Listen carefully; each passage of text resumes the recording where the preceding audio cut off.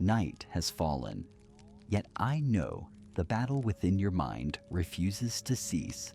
You are weary from facing the giants of anxiety and pressure, making sleep a luxury. I am here to tell you that feeling is fully understood, and tonight you deserve to lay down your battle shield. We will not merely seek sleep. We will step together into an epic journey through the mind of King David, from long nights in cold caves to absolute peace beside still waters. This is where the chaos of reality is soothed by eternal healing, true to God's promise. Come to me, all you who are weary and burdened, and I will give you rest. Before we begin this healing journey, please press the subscribe button to anchor your soul in this place of peace every night. However, do return to subscribe only if you truly find that this video helps you achieve a good night's sleep. Along with that, please share in the comments below your time and location. Perhaps someone else is sharing this same moment with us. Now, find your most comfortable position. Take a deep breath and exhale every burden. It is time for you to truly rest. Close your eyes. Do you hear it? Not the sound of traffic on the streets, nor the wind beating against the window pane. I speak of the sound inside your head right now. A ceaseless noise, a seminar without a moderator, where thousands of thoughts compete to be heard. That is anxiety. That is sleeplessness. And tonight, to find stillness again, we must embark on a journey back in time, returning to one of the noisiest places of the ancient world, the city of Corinth. Imagine you are standing atop the Corinth, the Mediterranean wind blowing strong against your face. Below lies the bustling port city, a crossroads of every culture, every religion, and every temptation. Corinth does not sleep. It is exactly like your mind at 2:00 a.m. Brilliant, yet exhausted. Full of information, yet devoid of peace. Within that clamor, a man sits writing a letter by a flickering oil lamp. That is the Apostle Paul, but look closer. Through the eyes of the Spirit, and we see the shadow of King David of old also present here. If in days past, King David looked up at the starry sky from the wilderness and uttered poetic words to calm his fear when surrounded by enemies, then now, Paul looks into the wilderness of the human heart in Corinth. He does not face swords and spears. He faces a weapon far more dangerous: division. News from Chloe's household arrives like a storm. For it has been declared to me concerning you, my brethren, by those of Chloe's household, that there are contentions among you. Listen closely to those arguments. They echo across thousands of years to reach your pillow tonight. Now I say this, that each of you says, I am of Paul, or I am of Apollos, or I am of Cephas, or I am of Christ. Does this feel familiar? This is not merely the story of an ancient church. This is the mirror reflecting your mind every time you try to sleep. One part of you says, I belong to work. I must finish this project. Another part screams, I belong to family. I have not fulfilled my responsibilities. Yet another whispers in fear, I belong to the past. I regret my mistakes. And some faint part is trying to say, I want to belong to peace. Your mind is torn apart. You are pulled between hundreds of identities, hundreds of responsibilities. You are no longer a unified whole. You are a battlefield. And this fragmentation is the #1 enemy of sleep. How can a mind at civil war find rest? King David once felt this tearing when he wrote in the Psalms, My soul is among lions. I lie among the sons of men who are set on fire. Those lions tonight are the conflicting thoughts tearing at you. But Paul, with the wisdom of a spiritual father and the sharpness of a general of faith, did not let that chaos swallow his children.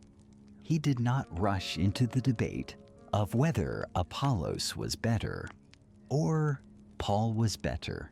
He did something we need to do right now to save our sleep. He reoriented the order.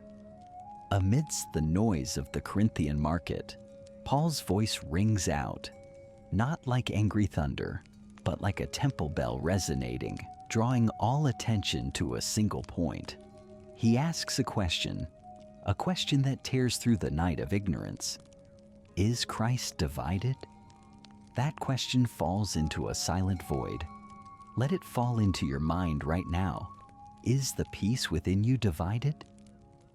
Why do you allow worldly cares to divide the wholeness of your soul? Paul reminds them, and reminds us, we do not belong to Paul, work, nor to Apollos, fame, nor to Cephas, binding relationships. We belong to Christ, the one of unity and peace. In modern therapy, this is called recentering. When you lose sleep because of too many thoughts, it is because you have strayed from your center. You are chasing the idols of anxiety. Paul is inviting you to return. He wants you to gather all the fragments of your mind, the worries about tomorrow, the regrets of yesterday, and place them at the foot of the cross, the only place capable of mending all brokenness. He continues to ask, was Paul crucified for you? Or were you baptized in the name of Paul? No, no one, nothing in this world is worth sacrificing your sleep and your peace for, except the one who loved you. Work did not die for you. Money was not crucified for you. Worry brings no salvation. Only God's unconditional love is the anchor holding your soul in the storm. Imagine King David sitting beside Paul right now, plucking his harp. The music weaves into Paul's logic-filled letter, softening the sharp edges. David would sing, "Return to your rest, O my soul, for the Lord has dealt bountifully with you." The chaos of Corinth begins to settle, not because the noise outside has ceased, but because the center has been reestablished. Order begins to form from within chaos. That is the first step of healing, recognizing the division and returning to the source.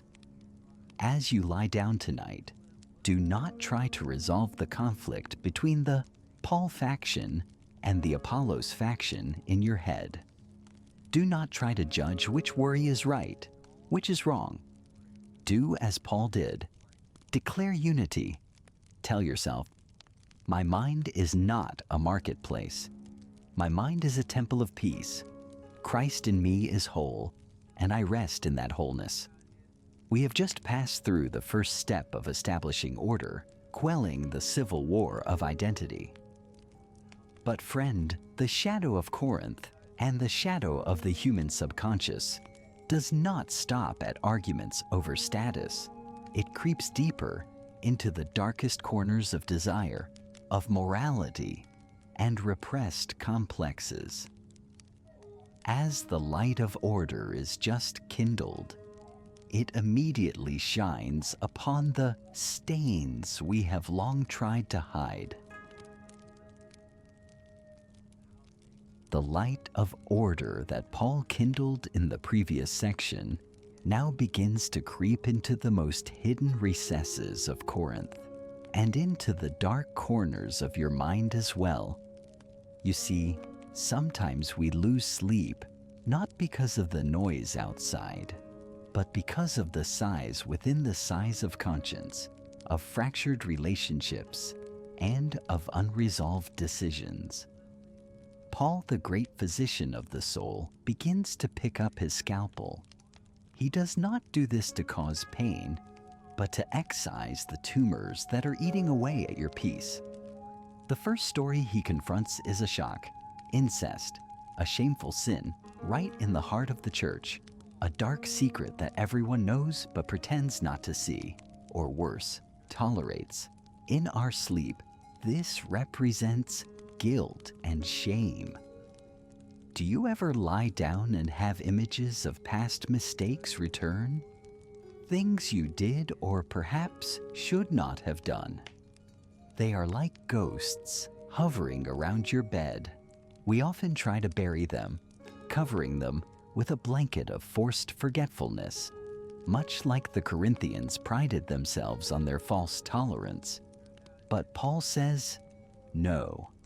To sleep well, the house must be clean. He offers a powerful image of the Passover. Do you not know that a little leaven leavens the whole lump? Therefore purge out the old leaven, that you may be a new lump, since you truly are unleavened. Old leaven is the sin, the old regrets that you still cling to. Just a little leaven of deceit, a little leaven of hidden anger is enough to leaven a whole night of tossing and turning. To purge, to cleanse, to wash away, it is a decisive act. Tonight, imagine yourself holding a broom, sweeping that old leaven out of your mind. You no longer need to keep it to punish yourself. Christ, the Passover lamb, has been sacrificed. Forgiveness is complete. You are allowed to forgive yourself. Let the past drift away like dust in the wind. King David, who once sank deep into sin with Bathsheba, understood better than anyone the feeling of bones wasting away when keeping sin hidden. He wrote in Psalm 32, "When I kept silent, my bones grew old through my groaning all the day long." But when he confessed and let go, sleep returned. Peace does not come from perfection. It comes from confession and release. But the burden of the Corinthians and of yours does not stop at personal sin. It spills over into relationships with others. Paul sees a heartbreaking scene. Brothers suing each other in court. People of the same faith dragging one another before pagan judges to fight for victory. This is the image of conflict and unforgiveness. Is someone hurting you? Does someone owe you an apology or a material debt? The argumentative conversations replay in your head. I should have said this. How dare they do that to me? The thirst for justice, the thirst to win in those imaginary arguments, is the cruelest thief of sleep. Paul steps into the courtroom of your mind and asks a question that overturns all conventional logic. Why do you not rather accept wrong? Why do you not rather let yourselves be cheated? Let this question sink deep into you. Why must you always win? Why must you prove yourself right even in your dreams? To have peaceful sleep, sometimes the price to pay is one's ego. Being cheated here is not weakness, but the pinnacle of freedom. When you accept letting go of rights, letting go of resentment, you cut the chain binding you to your enemy. You are free. King David also had the chance to kill Saul in the cave to claim justice, but he chose to spare him. And that night, I believe David slept far better than Saul. And finally, after clearing the rubbish of the past and conflict, Paul leads us into the maze of life choices. The Corinthians were confused. Should they marry? Should they remain single? Is it permissible to eat food offered to idols? This is decision fatigue and anxiety about the future. We often lie awake with questions. Is this the right job for me? Should I marry this person? Will doing this offend anyone? Modern life is a matrix of choices, and the fear of choosing wrong, FOMO, paralyzes us. Paul answers them regarding food offered to idols with a beautiful principle. Knowledge puffs up, but love edifies. He teaches, all things are lawful, but not all things are helpful. Do not be too rigid about rules, nor too anxious about right and wrong in small matters. The only guiding principle is love. If you are anxious about a decision, ask yourself, which choice brings more peace and love? If eating meat causes your brother to stumble, then do not eat. If remaining single helps you serve God better, then remain single. Paul's message is, be content with your current position. Let each one remain in the same calling in which he was called. Radical acceptance is a potent sedative. You do not need to be somewhere else, in some other position, to be happy. You are exactly where God wants you to be right now. Take a deep breath. The room of your mind is now much cleaner. The stench of the old leaven of sin has been swept away by forgiveness. The noise of lawsuits in your head has been silenced by letting go, accepting being cheated in exchange for peace. And the confusion of choices has been soothed by contentment with the present. But wait. Just as personal issues have temporarily subsided, we hear another sound. This time it is not the bickering of the marketplace, but noise right within the most sacred place. Even in worship services, even in the holiest rituals, chaos remains. How can we connect with the divine when the very ritual of connection is distorted? Paul furrows his brow, stepping toward the great doors of the gathering place, preparing to restore the order of the sacred. And there, he will raise the greatest song of humanity. We stand now before the doors of the gathering place in Corinth. What do you expect? A sacred, silent space, the gentle scent of incense, and whispered prayers? But no.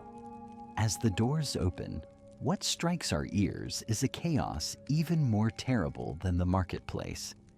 The Corinthians have brought their rivalry into the holiest of rituals, the Lord's Supper and spiritual gifts. Look, the rich gorge themselves on food and drink, ignoring the poor who are hungry. Everyone competes to speak in tongues, competes to display power. Shouting, trumpets, and clanging cymbals ring out ear-splittingly. A scene of hysteria in the name of spirituality. Does this image remind you of anything? It is the spiritual noise inside your head. Sometimes, even when we try to calm our minds, try to pray to go to sleep, our minds become the noisiest. We try to force ourselves to be peaceful. We worry. Is my prayer correct? Why do I meditate but not feel God? Why does my mind still jump around? We are like the Corinthians, trying to fill the void with noisy spiritual efforts. But the harder we try, the more exhausted we become. Paul stands amidst that chaos. He is not swept away. He raises his hand, and with a voice of authority yet full of compassion, he utters a golden principle, a mantra for anyone with a troubled mind. For God is not the author of confusion, but of peace. Let this sentence seep into every tense nerve cell of yours. If you are feeling confusion, that is not the voice of God. God is peace. God is order. His presence does not come in the storm or the loud thunder, but in a still small voice, just as he came to Elijah. Paul corrects the Lord's Supper. He tells them to wait for one another. Therefore, my brethren, when you come together to eat, wait for one another. In sleep too, learn to wait for your soul. Do not force the flesh to sleep immediately when the soul has not yet caught up. Slow down. Respect the rhythm of your body. And then he speaks of gifts. The Corinthians were proud because they could speak in tongues. They had knowledge. They had faith to move mountains. But Paul saw through to their hearts. He saw the emptiness behind those noisy cymbals. He said, "But earnestly desire the best gifts, and yet I show you a more excellent way." The more excellent way? Here it is. The moment we have all been waiting for. The emotional climax. Paul begins to raise the song of 1 Corinthians 13. This is not just a poem for weddings. This is the strongest sedative for stormy souls. Imagine King David holding his harp. He no longer plays the rapid notes of battle. He plucks deep, resonant notes that spread like ripples on water. And Paul begins to read slowly, word by word. "Though I speak with the tongues of men and of angels, but have not love, I have become sounding brass or a clanging cymbal. All your worries about tomorrow, all your calculations, all the knowledge you have accumulated, if not wrapped in love for yourself, they are just noise. The clanging cymbal keeps you awake. Turn it off. And though I have the gift of prophecy and understand all mysteries and all knowledge, but have not love, I am nothing." You do not need to know all the answers for tomorrow. You do not need to decode every mystery of the future tonight. The state of not knowing, when embraced by love, becomes peace. And now let the characteristics of love soothe you like a mother lulling her child. Replace the word love with God or peace. Love suffers long and is kind. Be patient with your insomnia. Do not be angry with it. Be kind to this tired body. Love does not envy. Love does not parade itself, is not puffed up. Tonight, you do not need to compare yourself with anyone. You do not need to prove you are successful. Let go of the ego. Love does not behave rudely, does not seek its own, is not provoked, thinks no evil. Thinks no evil. This is the key. What is anxiety if not the mind constantly thinking evil will happen? Love does not do that. Love trusts that tomorrow will be fine, beareth all things, believeth all things, hopeth all things, endureth all things. Let God's love bear your wandering thoughts. Let that love believe in place of your doubt. Let that love hope in place of your despair. And let that love endure the weight of the night for you. The song ends with an eternal affirmation, like an anchor dropped into the deep ocean floor. Love never fails. Prophecies will cease. Tongues will be stilled. Knowledge will pass away. Worries about deadlines, about money, about fame, all will vanish like smoke. But love remains.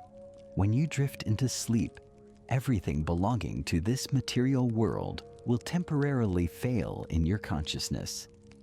But there is one thing that still holds you, watches over you through the long night: the love of the Creator. You are lying in the arms of that love. No judgment, no noise, only total acceptance. The noise of Corinth has faded away. Arguments have given way to understanding. Your mind is now soft, relaxed, floating on the river of the most excellent way.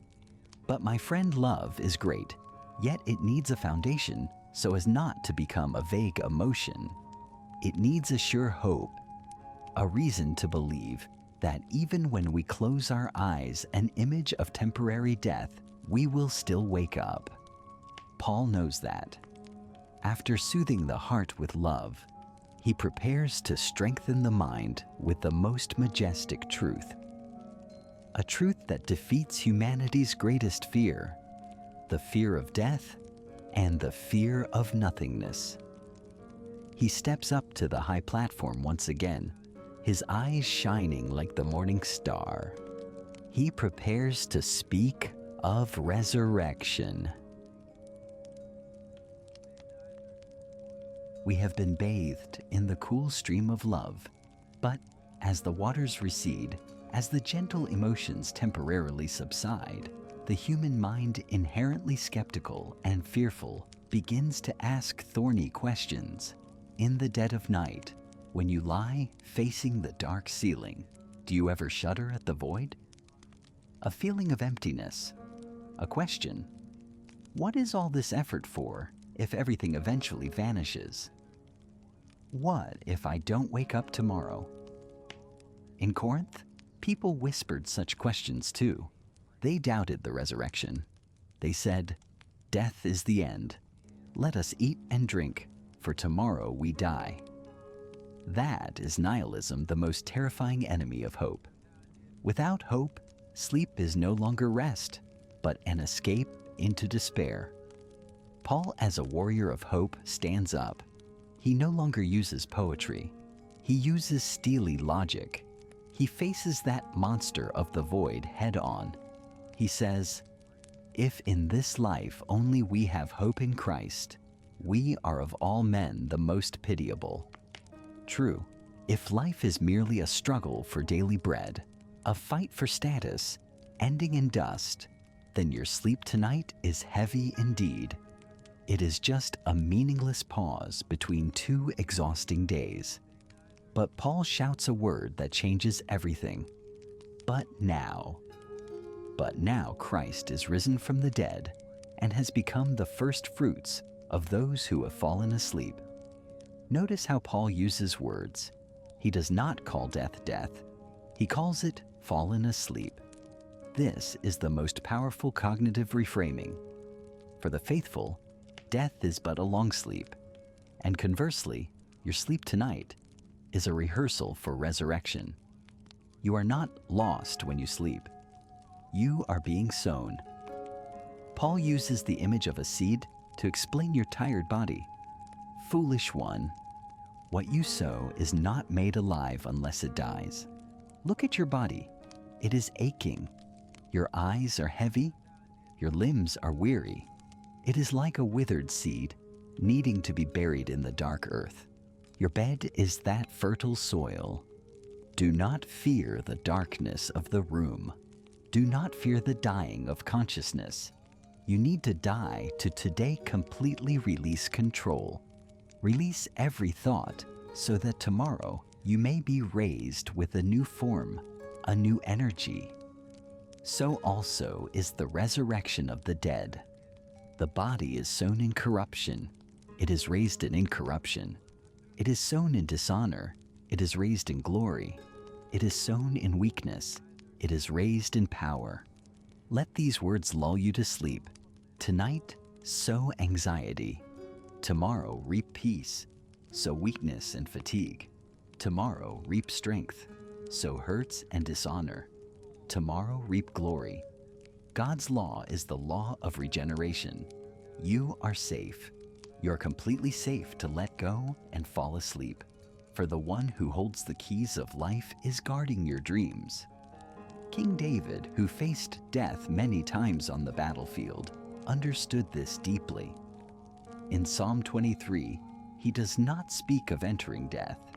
He speaks of walking through the valley of the shadow of death.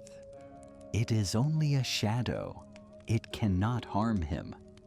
And David concludes with full confidence, "I will dwell in the house of the Lord forever." God's house is a place of absolute safety. When you sleep, your soul is returning home, back to Paul. When the argument is complete, when the fear of the void has been defeated by faith in the resurrection, he raises a song of triumph. This is the resounding declaration of victory, banishing every phantom hovering in your bedroom. O death, where is your sting? O Hades, where is your victory?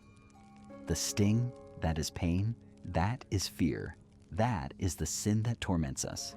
It has been pulled out. Sleep tonight has no sting. It is soft, gentle, and harmless. Darkness is no longer the enemy. It is a velvet blanket that God spreads over you. But thanks be to God who gives us the victory through our Lord Jesus Christ. You have won. You no longer need to stay awake to keep watch. The victory has been sealed. Relax your shoulders. Unfurrow your brow. All the chaos of Corinth has been ordered. Love has covered all, and the resurrection has secured tomorrow. Act 1 has closed in the majestic triumph of faith. But great victory sometimes makes the warrior feel lonely. After standing before the crowd to preach on resurrection, Paul retreats to his small room. The halo fades.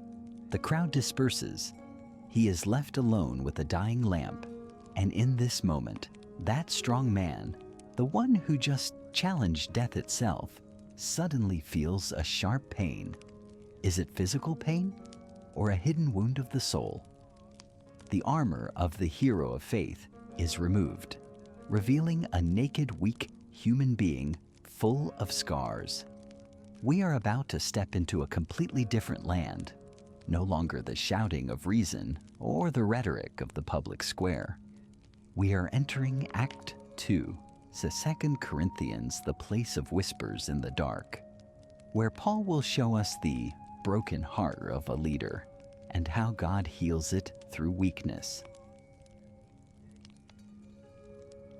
The music has changed.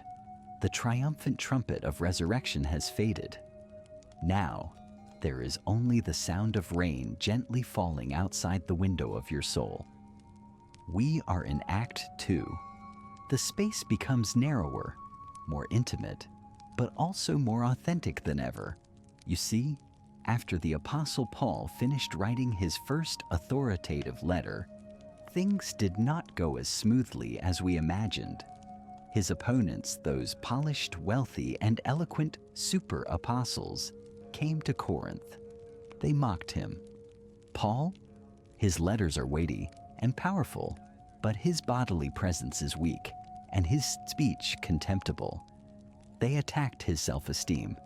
They demanded credentials, demanded perfection.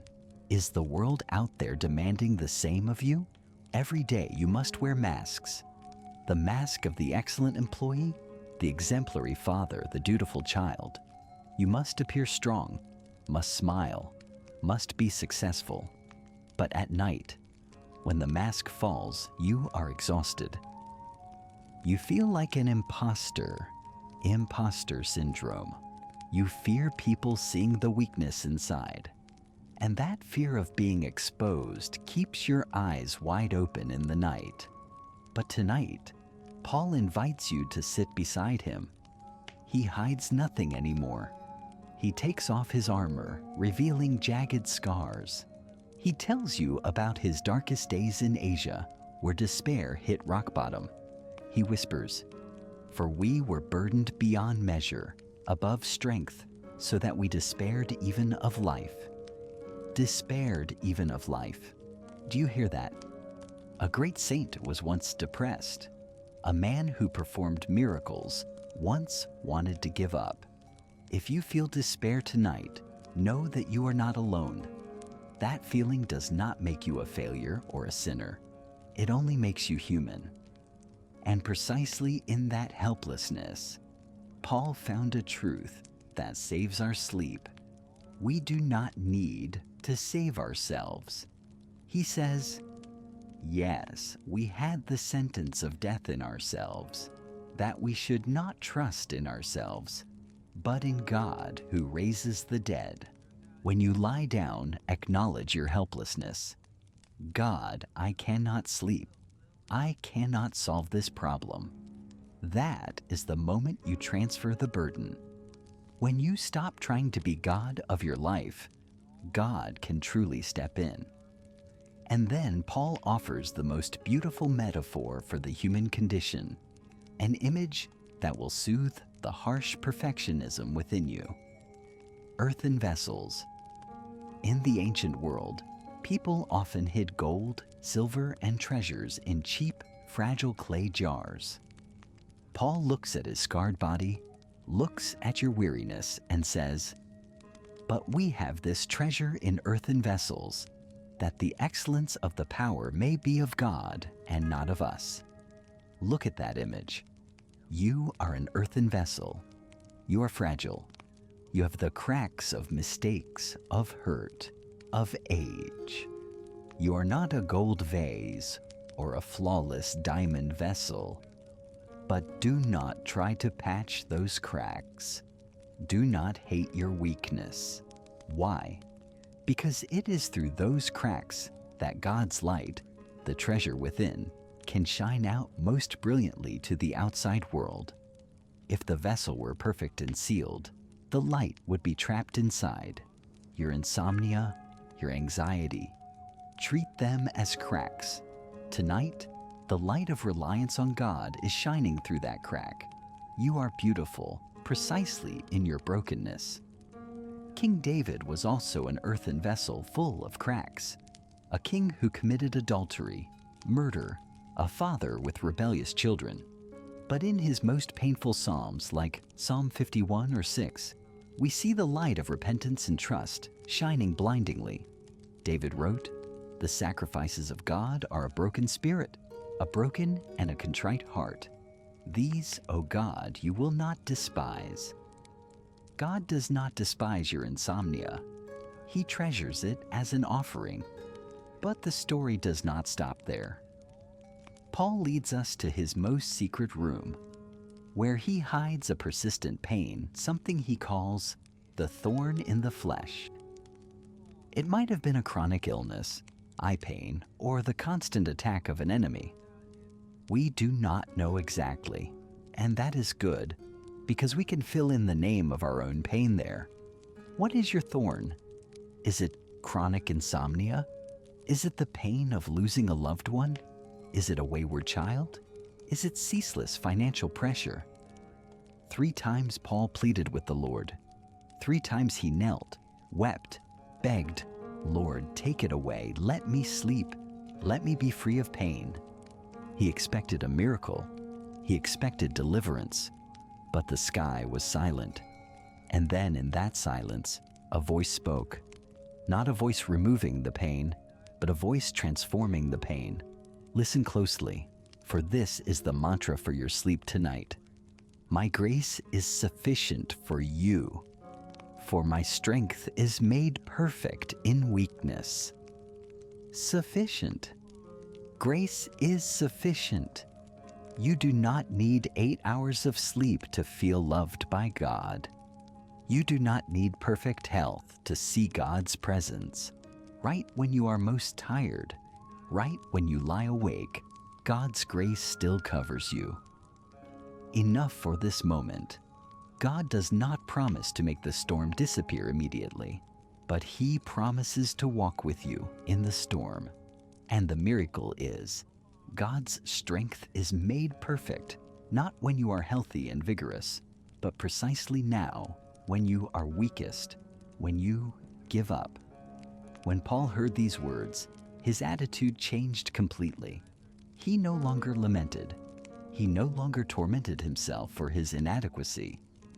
A gentle smile appeared on the lips of the old warrior. He wrote lines that defy all worldly logic. Therefore, I take pleasure in infirmities, in reproaches, in needs, in persecutions, in distresses for Christ's sake. For when I am weak, then I am strong. Tonight, do you dare whisper that sentence? When I am weak, then I am strong. Embrace your thorn. Stop fighting insomnia. Say to it, "Hello, friend. You make me uncomfortable, but you also remind me how much I need God." Acceptance brings peace that resistance never can. When you accept weakness, you stop tensing up. When you stop tensing up, your muscles relax. When muscles relax, breathing deepens. And when breathing deepens, sleep will come, gently as a gift, not a spoil of war. Paul found peace in the storm. He learned to befriend the darkness of his life. But our journey is not over. After being comforted, after accepting weakness, Paul realized a new danger. There are those who want to bind believers to old rules, forcing them to do this or that to be saved. The comfort of Act 2 needs to be transformed into the action of Act 3. We need a declaration of independence. We need to break the chains of legalism, weighing on the minds of perfectionists. Prepare to enter the land of the Galatians, the land of absolute freedom. Take a deep breath and exhale forcefully. Do you feel the change in the air? We are no longer in the cramped room of torment, 2 Corinthians. The walls have fallen. Before your eyes now lie the vast, boundless fields of Galatia, where the wind of the Spirit blows freely. But look, why are your steps still so heavy? Why do you still drag invisible chains on your feet? The Apostle Paul sees you. He sees the believers in Galatia turning their backs on the sky of freedom to stick their heads into the old yoke of slavery. They think they must keep the law, perform every ritual, and strive to be loved by God.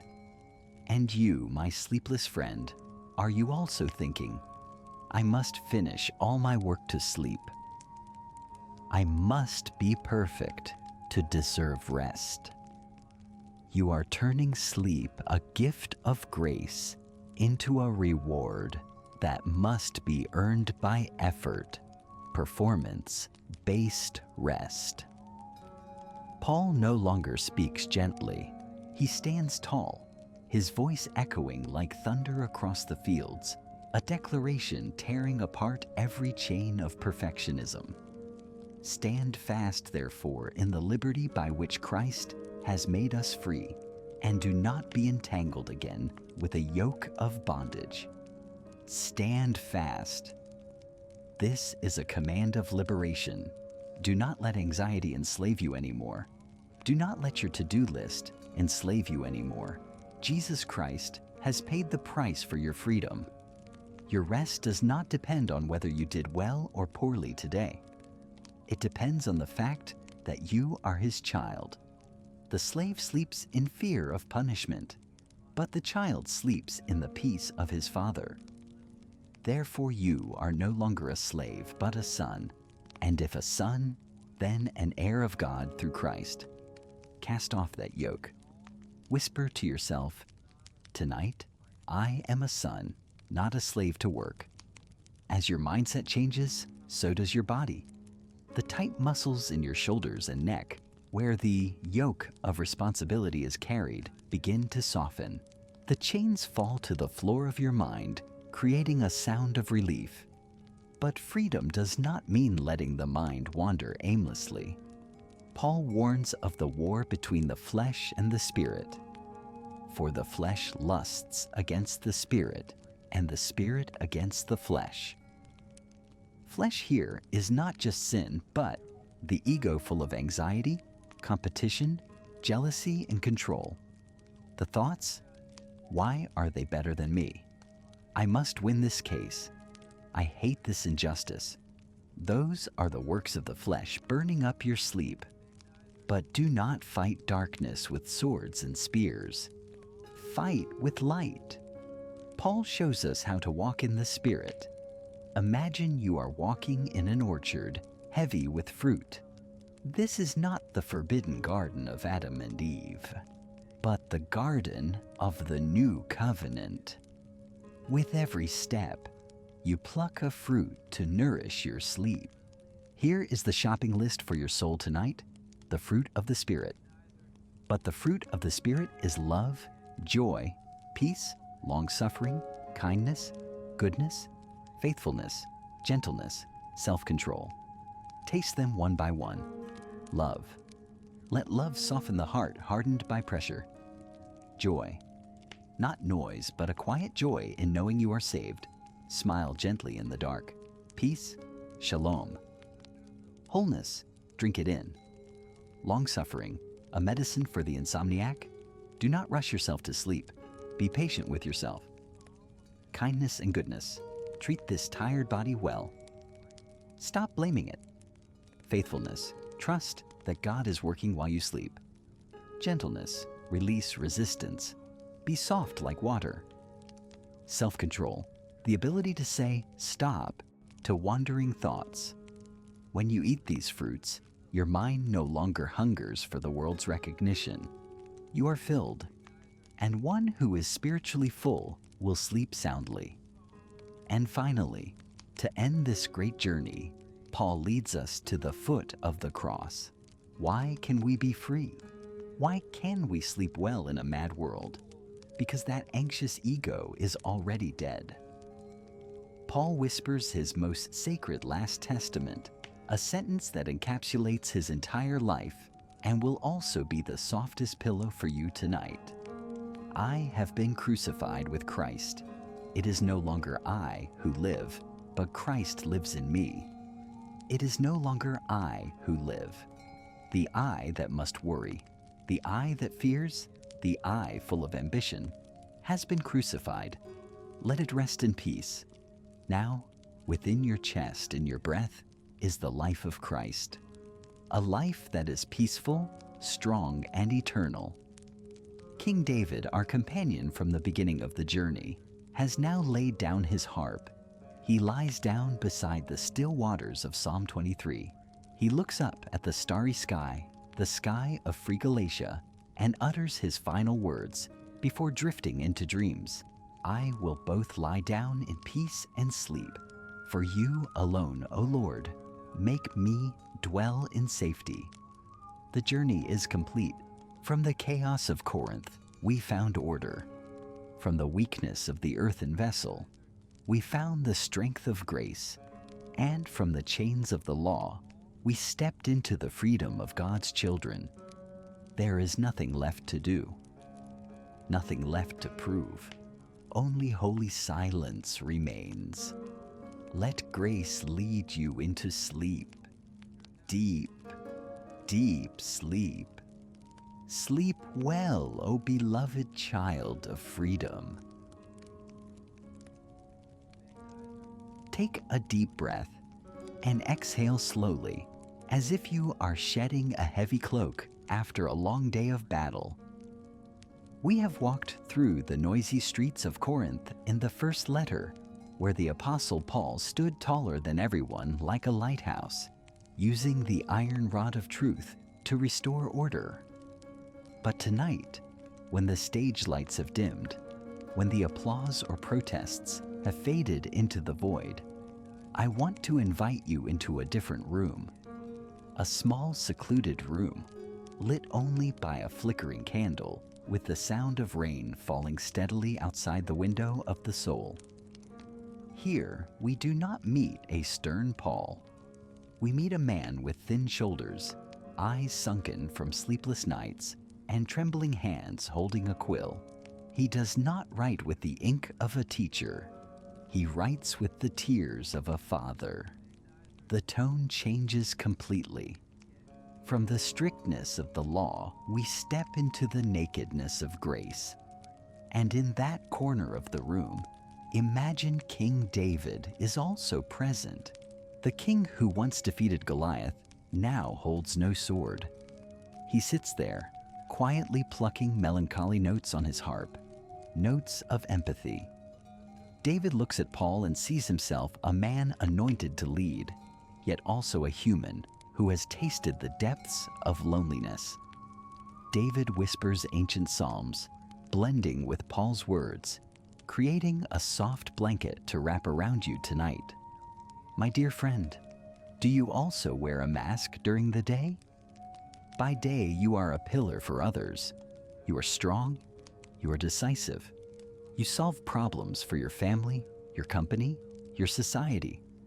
You say, I'm fine when others ask, but at night, when you are left alone with the darkness, that mask falls, revealing scratches no one sees.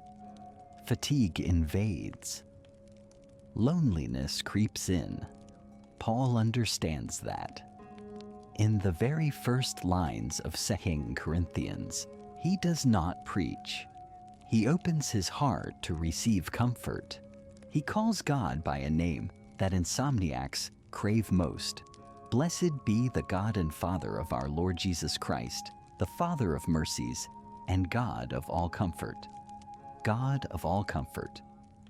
Let this phrase seep into every tense nerve cell.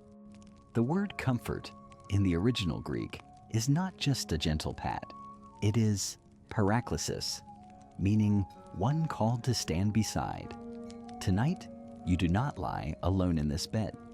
The Creator does not sit on a high distant throne looking down at you. He is paraklesis. He is sitting right at the edge of your bed, holding your hand, breathing with your breath. He comes not to judge why you haven't slept, but to be present with you in the dark. Paul continues, his voice choked with emotion yet sincere. Who comforts us in all our tribulation, that we may be able to comfort those who are in any trouble, with the comfort with which we ourselves are comforted by God. This is the secret of healing. Why must you endure this anxiety? Why must you go through these sleepless nights? Paul says your pain is not meaningless. It is training. The comfort you receive tonight from God will tomorrow become the medicine you use to heal others. Your wound will become a cool spring for someone in the future. You're not a victim of insomnia.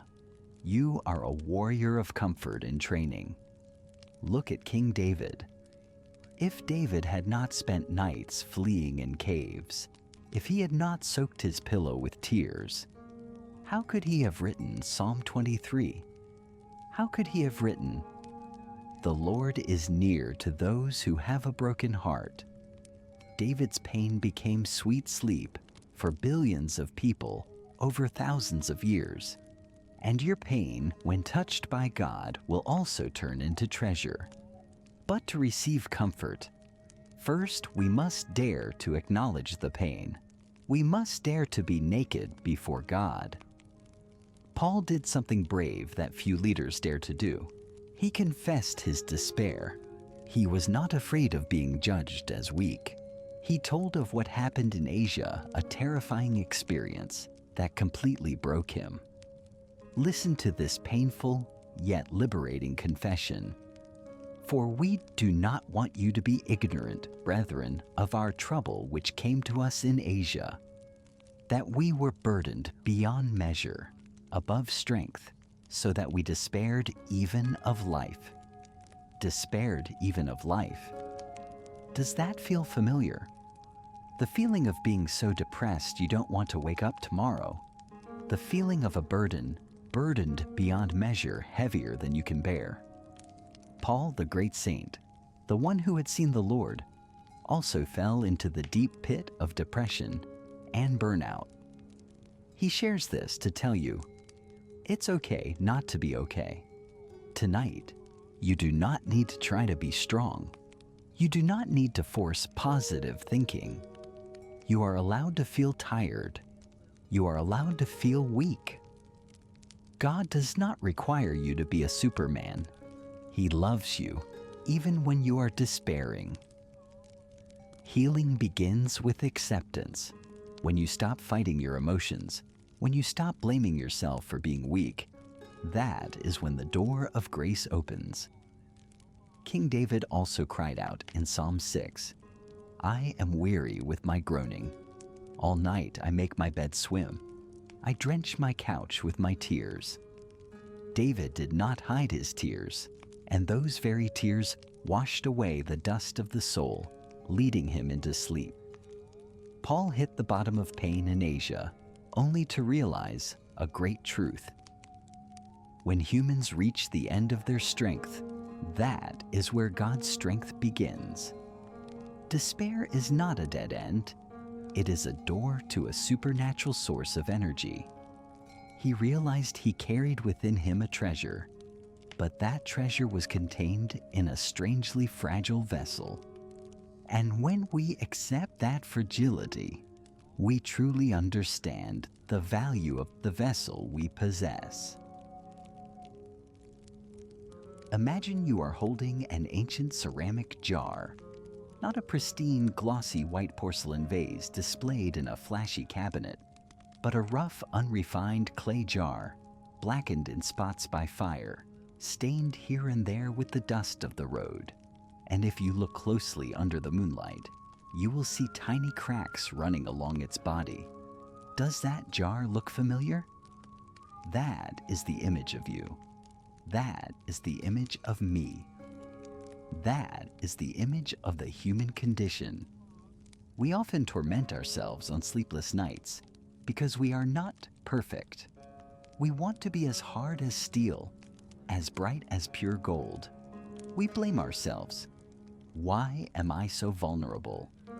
Why does a single word from someone else keep me thinking all night? We hate our cracks, but the Apostle Paul, after enduring beatings and despair, looked down at his scarred body, smiled, and wrote these lines. But we have this treasure in earthen vessels, that the excellence of the power may be of God and not of us. Earthen vessels. In the ancient Roman world, people often hid gold, silver, and treasures in the cheapest clay jars to avoid the notice of thieves. The outer shell is ordinary, but the contents are priceless. Paul is telling you, your value does not lie in the shell, not in how many hours you sleep, how productive you are, or how healthy your body is. Your value lies in the treasure within. That treasure is the presence of God, the light of the gospel, the breath of life. Why did God choose fragile earthen vessels instead of fortified safes? So that when the light shines forth, people know it is God's miracle, not the vessel's talent. Tonight, reconsider your fragility. Do anxieties crack you? Do not rush to patch them with fake toughness. Leave them be. For it is through those cracks that God's light can seep out and illuminate the world. A sealed vessel keeps the light to itself, but a broken vessel lights up the whole room. Singer-songwriter Leonard Cohen once wrote a line very similar to Paul's idea. There is a crack in everything. That's how the light gets in. Listen to the harp of King David echoing from ancient times. David also felt like a broken piece of pottery. In Psalm 31, he lamented, I am forgotten like a dead man out of mind. I am like a broken vessel. Like a broken vessel. David the great king also had moments of feeling useless, forgotten, shattered. He could not sleep because fear surrounded him. But the miracle is, God did not throw that broken vessel away. He did not replace David with a more perfect vessel. He gathered those fragments, bound them with the golden glue of mercy, spiritual kintsugi, and turned David into a song of hope for all ages. If God treasures the broken vessel that was David, He also treasures you tonight. You are safe in the hands of the great potter. Paul continues to describe the life of an earthen vessel amidst the rush of life. This is a passage with a driving rhythm, describing exactly the pressure you are bearing, but also containing the secret of resilience. We are hard-pressed on every side, yet not crushed. We are perplexed, but not in despair. Persecuted, but not forsaken. Struck down, but not destroyed.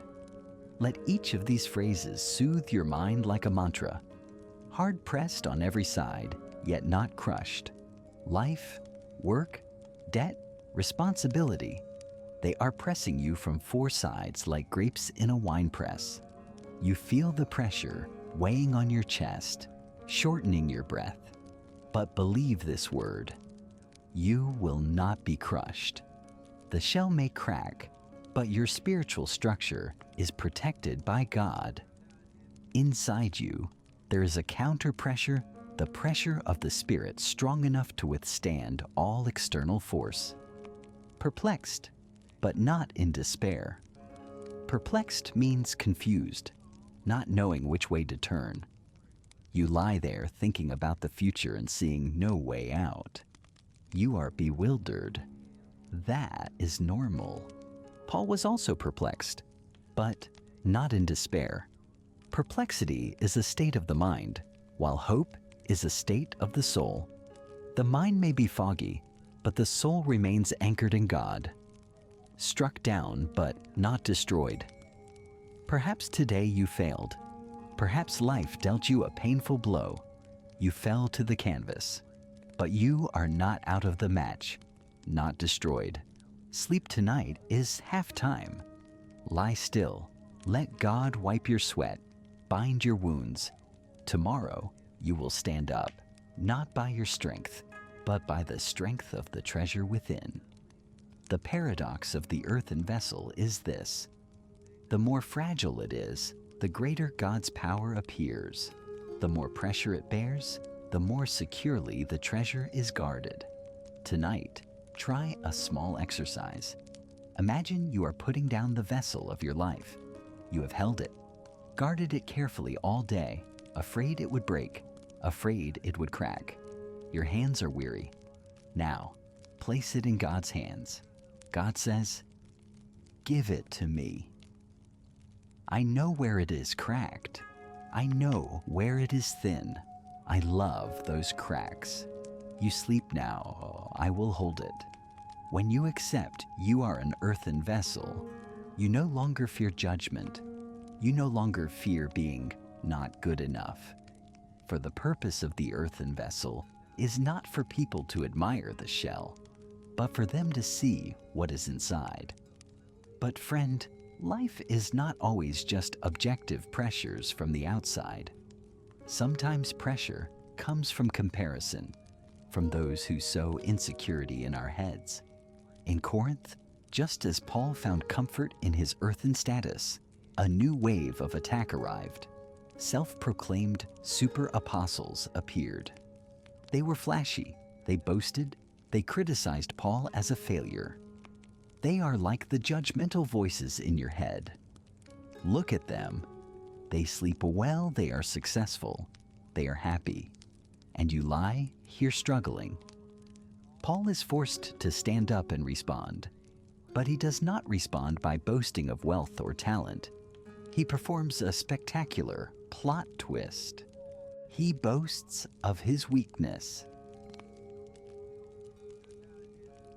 The darkness of night is sometimes not as terrifying as the ghost of comparison. You lie down in bed, pick up your phone, even though you know you shouldn't, and scroll through the news feeds. What do you see? People who are brilliantly successful, families that are perfectly happy, people who seem never to know anxiety or insomnia. They are like real-life supermen. And then a toxic whisper echoes in your head. Why can they do it and I can't? Why is my life full of problems while theirs is so smooth? In ancient Corinth, Paul faced identical ghosts.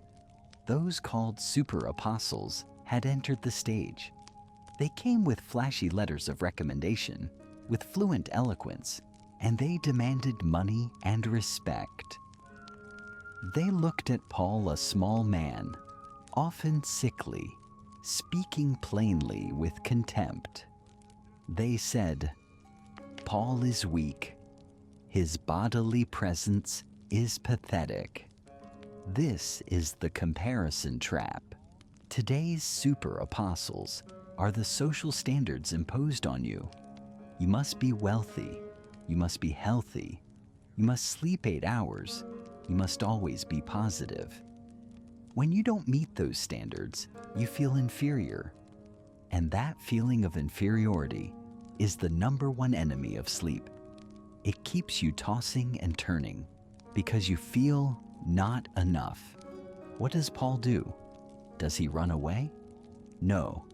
He steps into the arena, but instead of putting on the cloak of arrogance to fight them, he does something strange. He calls this his folly. He decides to boast. But he does not boast of achievements. He boasts of scars. Hear his voice harden, full of sarcasm yet full of pathos. Are they ministers of Christ? I speak as a fool I am more. In labors more abundant, in stripes above measure, in prisons more frequently, in deaths often. Paul flips the script.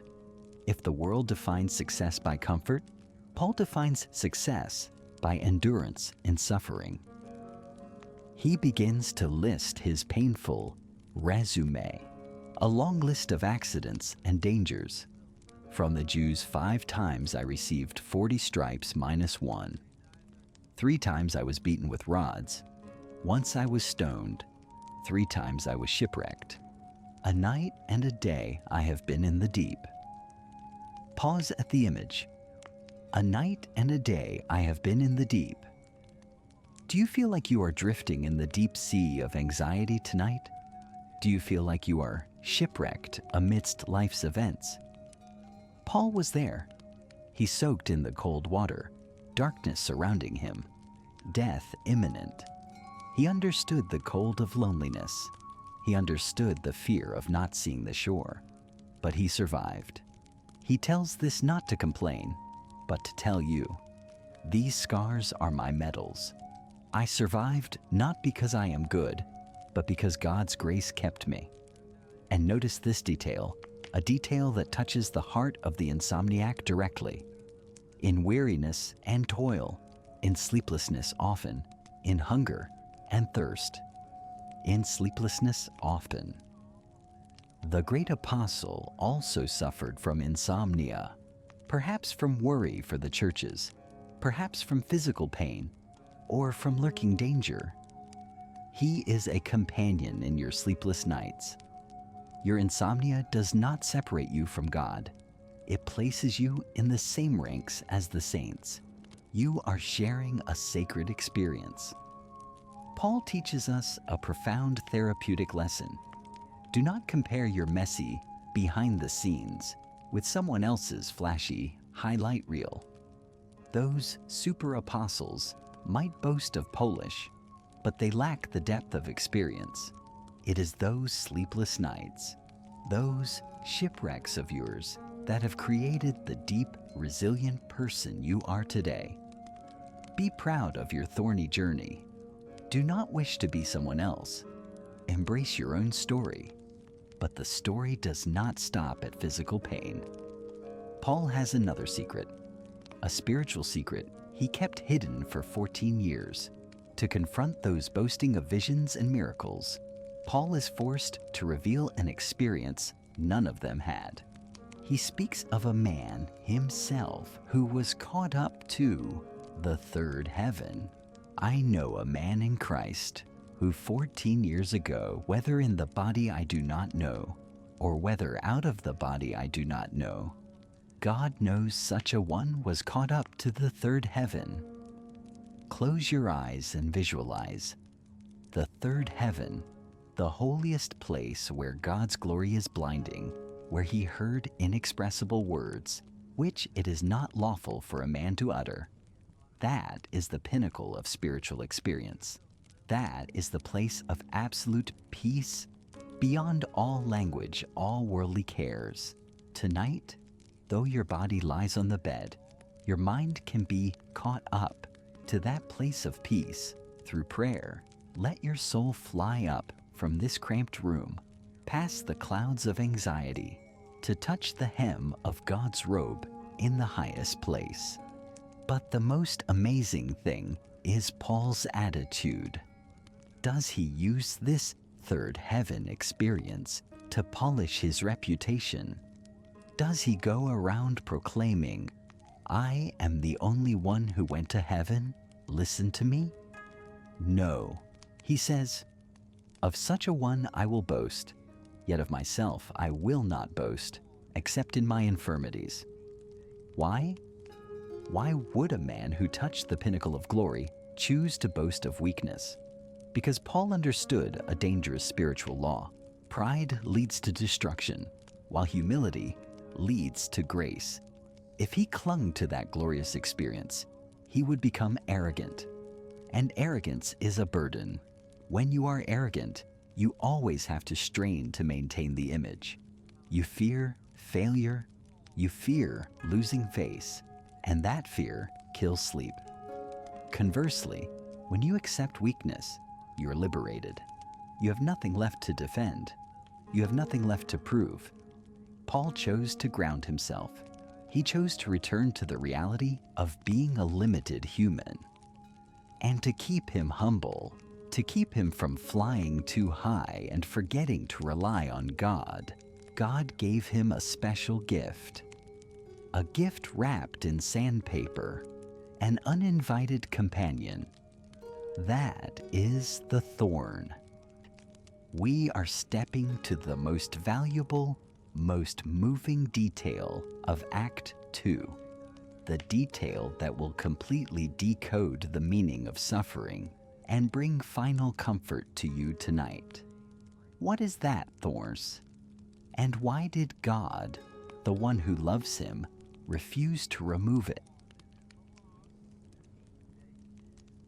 Imagine you are soaring in a beautiful dream, when suddenly a sharp pain wakes you up. You open your eyes, darkness surrounds you, and that hateful old friend, insomnia, anxiety, or physical pain, is sitting looming at the foot of your bed. That was Paul's feeling. He had just heard marvelous words in heaven, when immediately a brutal reality struck. And lest I should be exalted above measure by the abundance of the revelations, a thorn in the flesh was given to me, a messenger of Satan to buffet me, lest I be exalted above measure. A thorn in the flesh. The word thorn, skolops, in the original Greek, describes a sharp stake or a barbed hook driven deep into the flesh, causing constant throbbing pain with every movement. Is your insomnia like that? It is like an invisible thorn embedded in your mind. You try to close your eyes. It pricks you with an anxious thought. You try to turn over. It pricks you with fear. It is persistent, uncomfortable, and exhausting. Paul calls it a messenger of Satan. He feels under attack, harassed. He feels the presence of darkness trying to break his will. And what is the first human reaction to pain? Resistance. We do not want pain. We want to escape it immediately.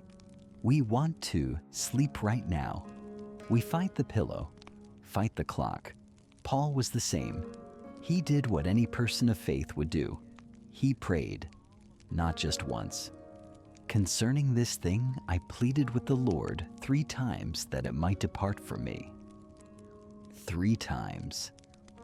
These were not 3 superficial prayers. These were 3 seasons of prayer, 3 stages of mortal combat. Imagine King David kneeling beside Paul. In the dark nights of the soul, David also uttered such 3 times prayers in Psalm 13.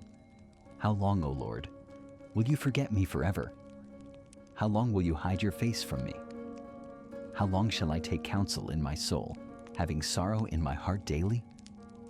How long? How long? How long? David's cry blends with Paul's pleading, Lord, take it away. Let me be normal. Let me sleep. Perhaps tonight you have prayed the same. God, if you love me, why do you let me endure this? And the silence of the night seems to be the only answer. But dear friend, listen closely. God is not silent. He does not answer in the way Paul wanted, removing the thorn, but he answers in the way Paul needed. After the 3rd prayer, when Paul was exhausted, lying limp on the cold floor, a gentle yet authoritative voice spoke, filling the room and filling the void in his soul. Here is the answer for you tonight. Let each of these words fall into your mind like drops of healing honey. My grace is sufficient for you, for my strength is made perfect in weakness. Let us analyze this mantra to see its therapeutic depth. my grace. God did not give Paul a painkiller.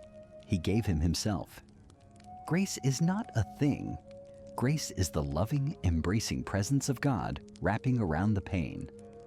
Is sufficient. Is enough. This is the most important keyword. Sufficient. Arche means fitting, neither too much nor too little, capable of sustaining right in the present moment. We often fear, if I don't sleep tonight, I'll die tomorrow. I won't be able to stand it. That is the fear of lack. But God says, no, you will stand it. My grace right now is enough for you to lie still, enough for you to breathe, enough for you to survive this night. You do not need grace for tomorrow. Tomorrow will have tomorrow's grace. You only need grace for this present second. And it is enough and made perfect in weakness. This is the great paradox of the kingdom. The world says, you must be strong to succeed. God says, you must be weak, so my strength has room to operate. If the thorn were removed, Paul might sleep well, be healthy, but he would become arrogant. He would walk by himself and drift away from God. That thorn, that insomnia, is the anchor holding the boat of his soul to the shore of humility. Look at the thorn. Look at your insomnia with different eyes. Do not see it as an enemy anymore.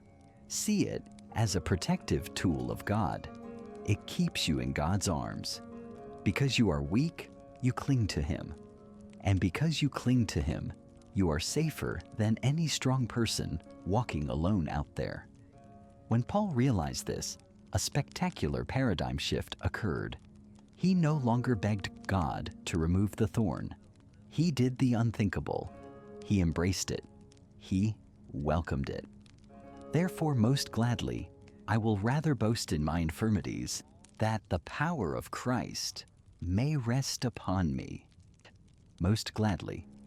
Can you imagine? Gladly with insomnia, gladly with anxiety. Not that he enjoys pain, that is masochism. He is glad because he knows that right as he lies awake, the power of Christ may rest upon me. The phrase rest upon, episkenu, means to pitch a tent over. God's power is pitching a tent, covering your bed. Your bedroom is becoming the tabernacle of God. So tonight, if sleep has not come, do not panic. Lie still in that tent of grace. Whisper, "This thorn hurts, but it reminds me I need you. Thank you for your grace sustaining me. I accept this weakness so your strength may be made perfect." Acceptance brings peace, and peace is the shortest path to sleep. When you stop fighting, the waves inside will calm, and thus, Act 2 gradually closes. Paul has gone from despair in Asia, through the brokenness of the earthen vessel, confronting the arrogance of the world, and finally finding peace, right in the pain of the thorn. The leader's heart has been healed, not by removing the pain, but by finding meaning in the pain. But our journey still has one final leg.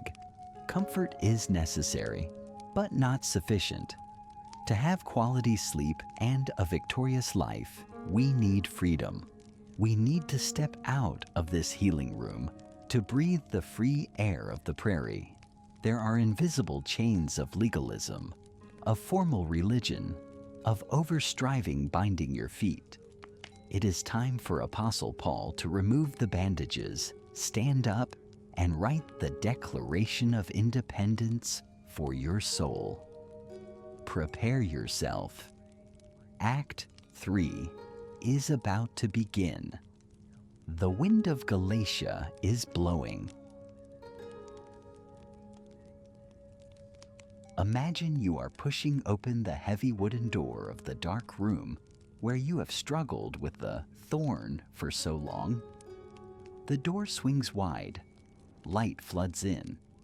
A cool breeze from the Galatian prairie blows through your hair, carrying the scent of wild grass and freedom. You step outside. The sky is lofty and deep blue. But look down at your feet. Why are there still invisible chains dragging on the ground? Why does your shoulder still bear the mark of a heavy yoke? We are entering the land of the Galatians. Here, the Apostle Paul is no longer the gentle, comforting father. He becomes a general shouting to wake up slumbering soldiers. He sees a heartbreaking scene. People who were liberated by God are now voluntarily returning to stick their heads into the yoke of slavery. They think, believing in God is not enough. I must do this extra work, keep that extra law, be circumcised, abstain from foods. Then God will love me. Then I will be safe. My dear friend, do you also bring that mindset to bed? The mindset, I must finish everything before I am allowed to sleep. The mindset, I wasn't good enough today. I made mistakes, so I don't deserve rest. You are turning sleep, a gift of grace, into a reward that you must toil to earn. You're living as a slave to the to-do list. Paul stands before you, eyes blazing, and declares a declaration of independence for your soul. Stand fast, therefore, in the liberty by which Christ has made us free, and do not be entangled again with a yoke of bondage. Stand fast. Do not let anxiety knock you down. Do not let the voice of perfectionism force you back into slavery. Jesus Christ paid a very high price, his own blood, to buy your freedom. So why do you want to pay for something that is already free? Why do you want to pay for sleep with torment? The yoke Paul speaks of is the law. For you tonight, that yoke is the pressure to be perfect. That yoke says you must worry, or tomorrow everything will collapse. But Jesus says, my yoke is easy and my burden is light. Take that heavy yoke of control off your shoulders. Drop it. Hear the clank as it hits the ground. Do you feel your shoulders lighter? To help you deeply understand this freedom, Paul offers a contrast of identity. This is the golden key to unlocking good sleep, the difference between a slave and a son. A slave works all day, and when night comes, he sleeps in anxiety. He fears the master will punish him tomorrow if he did wrong. His sleep is full of nightmares of the whip. But the son is different. He might make mistakes. He might not finish his homework, but he sleeps soundly. Why? Because he knows he belongs to the Father. He knows he is loved not for what he does, but for who he is. Paul writes these moving lines, wanting to touch the frightened child inside you. And because you are sons, God has sent forth the Spirit of his Son into your hearts, crying out, Abba, Father. Therefore you are no longer a slave, but a son, and if a son, then an heir of God through Christ. Abba, Father. Abba is an ancient Aramaic word, an intimate term Jewish children used to call their dads. It is like our daddy, Papa. Tonight, when you lie down, do not call God the judge. Call him Abba. Try whispering, Abba, I'm so tired. Abba, I'm so worried. Hold me. When the sound Abba rings out, all rigid rules vanish. No boss is here. Only a father watching over his child's sleep. King David, our companion, experienced this feeling of being a child most deeply in his later years. No longer a warrior, no longer a king, David returned to being a child. In Psalm 131, one of the shortest and most peaceful poems David wrote, Surely I have calmed and quieted my soul, like a weaned child with his mother. Like a weaned child is my soul within me. Like a weaned child. An unweaned child cries for its mother because it is hungry, because it wants milk, need. But a weaned child lies in its mother's lap, not for food, but for the mother herself, it lies there out of trust and pure love. Tonight, let your soul be like that weaned child. Do not come to God just to ask Him to fix your problems. Come and lie still in His lap just because He is your Father. His presence is sufficient. Paul wants you to engrave this in your heart. You are justified by faith, not by works. What does this mean for your sleep? It means you are allowed to sleep well even when the house is messy. You are allowed to sleep well even when the plan is not perfect. You are allowed to sleep well even when you feel you failed today, because your safety is not based on your achievement, works, but on God's faithfulness, faith. Imagine two women in your mind, as Paul told in the allegory of Hagar and Sarah. Hagar represents Mount Sinai, the law, slavery. She always urges, do it, do more, not enough yet. She gives birth to children of anxiety. Sarah represents Jerusalem above, the promise, freedom. She says, it is finished. Rest, my love. Tonight, whose voice will you listen to? Cast out the slave woman from your mind. Cast out the bondwoman and her son. Throw the must-do, must-achieve thoughts out of the bedroom. Close the door. Keep only the promise. The space is now truly open. The yoke has fallen. The identity of slave has been exchanged for son. The urging of the law has been drowned out by the affectionate call, Abba. But friend, liberty is a vast land, and if not careful, weeds will grow. Freedom does not mean indulgence, letting the flesh negative emotions, anger, jealousy rule. True freedom is the ability to choose what is best for one's soul. Paul sees a final battle ahead, the battle between flesh and spirit. And to win, he does not give us swords. He gives us a garden heavy with sweet fruit, where each fruit is a natural sedative for the soul. We will enter that garden right now. Prepare to taste the flavor of heaven. You are standing in the midst of the vast free space of Galatia. No more chains, no more shouting of the law. But, O friend seeking sleep, freedom is not a state of emptiness. Freedom is fertile soil, and that soil needs to be cultivated. Paul, the battle-hardened warrior, knows that even when the chains have fallen, inside you, there is still a simmering civil war. It is the war between the flesh and the spirit. You know that war, don't you? It is when you want to sleep, but a part of you wants to stay awake to worry. It is when you want peace, but a part of you likes to ruminate on the grudges, jealousies, and rivalries of the day. Paul names those sleep destroyers: hatred, contentions, jealousies, outbursts of wrath, selfish ambitions. They are the noise of the flesh. If weeds are allowed to grow, the garden of your mind will become a thorny thicket with no room for rest. But tonight, we will not fight the weeds with bare hands. We will overwhelm them by planting a beautiful garden there. Paul gently takes your hand and leads you into the garden of the fruit of the Spirit. Close your eyes. Breathe in the scent of the earth and sky after rain. Imagine you are walking under trees heavy with fruit. With every step, you pluck a miraculous fruit for the soul. But the fruit of the Spirit is love, joy, peace, long-suffering, kindness, goodness, faithfulness, gentleness, self-control. Let me help you taste them one by one so they seep into your bloodstream and soothe your strained nervous system. Love. Bite into the fruit of love.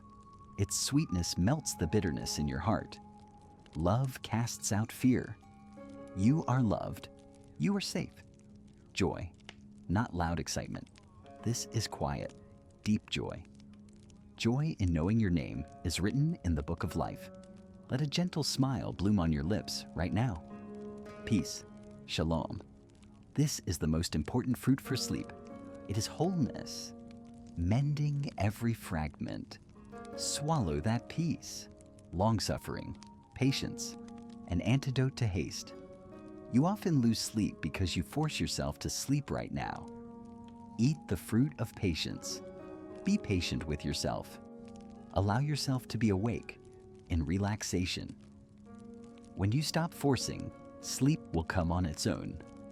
Kindness and goodness. Treat this tired body well. Stop scolding it. Be gentle with your wandering thoughts, gently bringing them back to the breath. Faithfulness. Trust that God is still watching over the world when you close your eyes. You do not need to stay awake to control the universe. Gentleness. Relax your muscles, soft as water, soft as silk. No more resistance. Self-control. This is the last fruit, the break for the mind.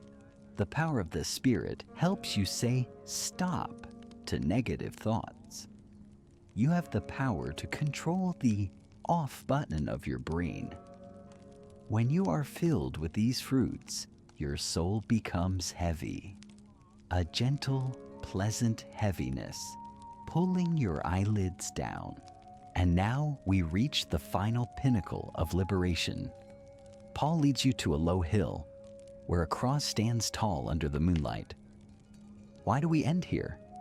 Because the deepest root of all anxiety, all insomnia, is the ego.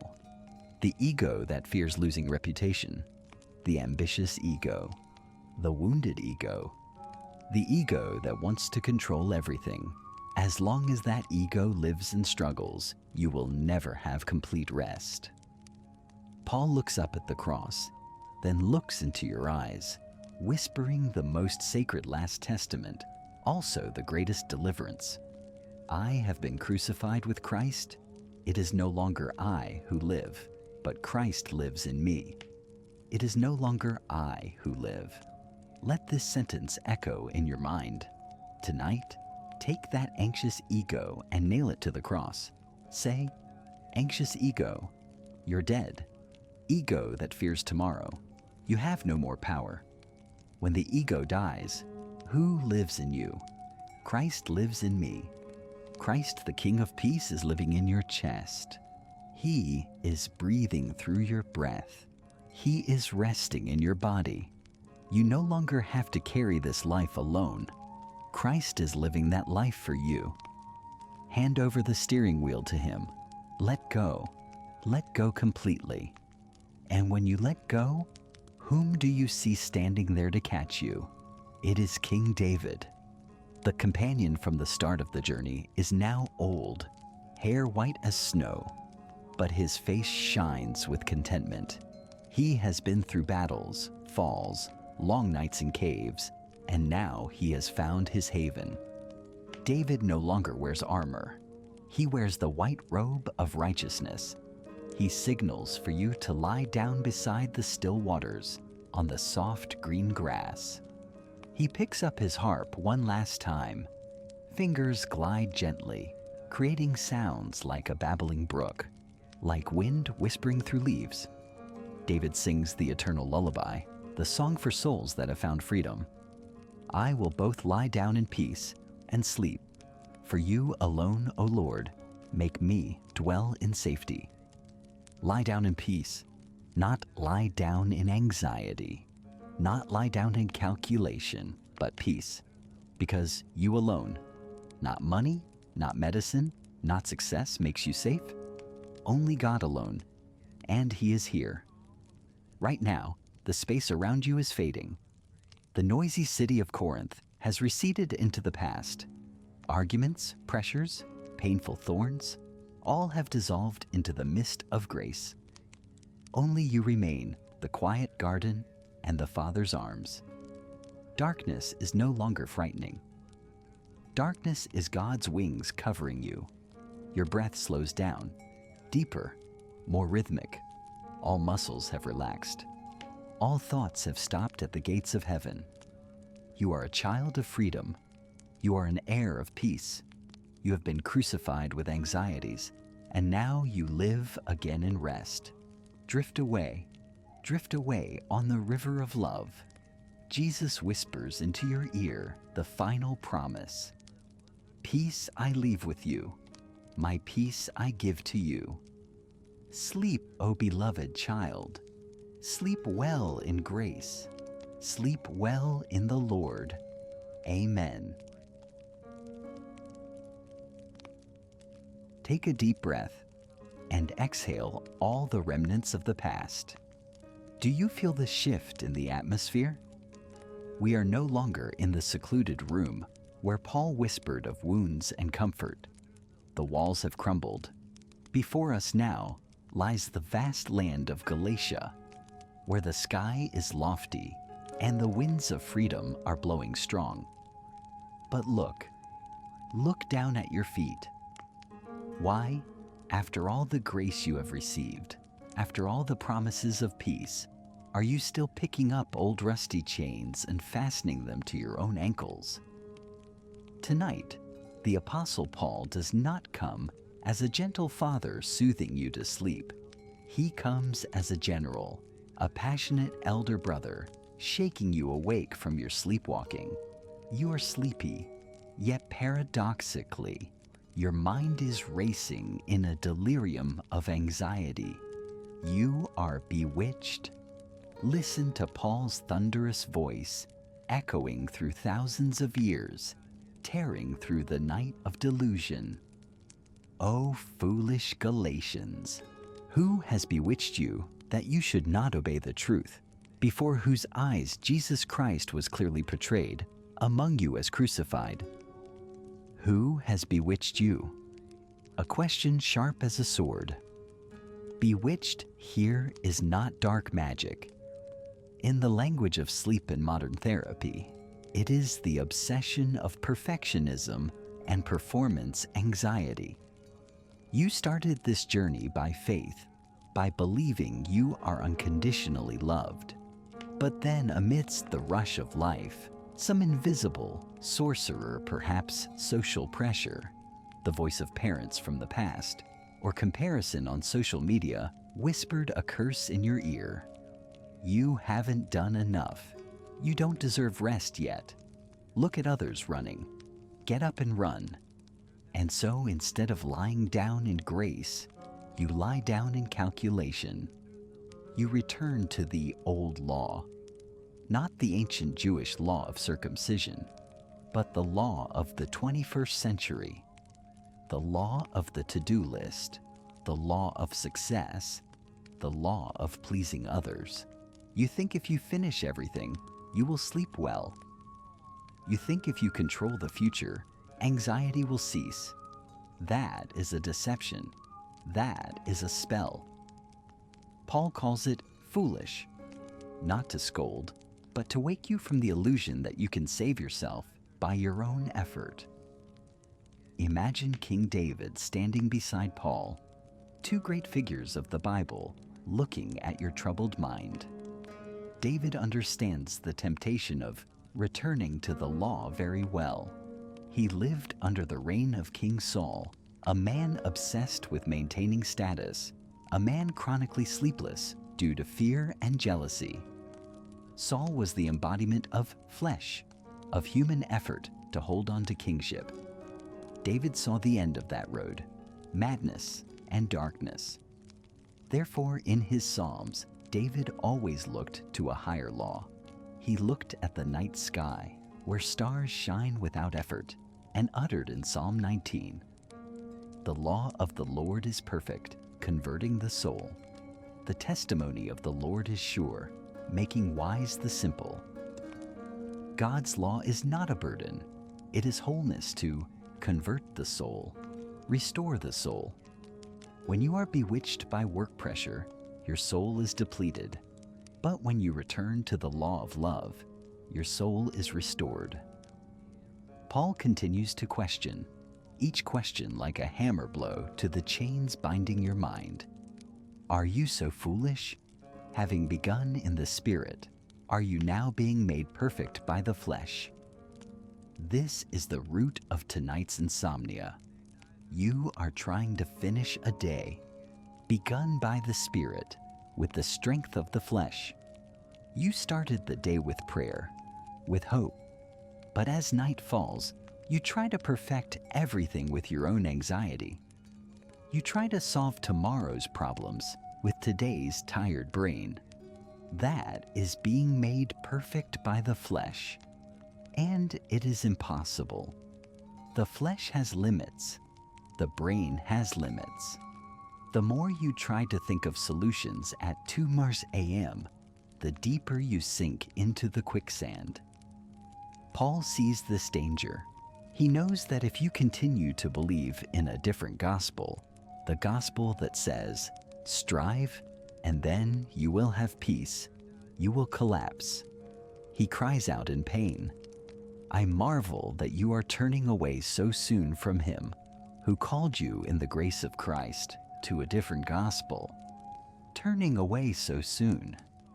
Just a moment ago you craved peace, yet now as soon as your back touches the bed, you turn your back on the giver of peace to face the wall of calculations.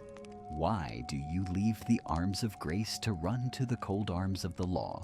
The law will tell you, you haven't finished the work, you are lazy, you must worry. Grace will say, it is finished. Rest, my child. Break this spell immediately. Here is the ritual of the breaking of the spell for your mind tonight. Visualize before you a large painting, the one Paul mentioned. Jesus Christ was clearly portrayed among you as crucified. Look at the cross. It is not a symbol of pain, but a symbol of completion. What were Jesus' last words? It is finished. Salvation is finished. Your value is finished. And most importantly, for your sleep, today is finished. Whether you finished your to-do list or not, in God's eyes, today has ended perfectly in His grace. What is left undone, He will take over.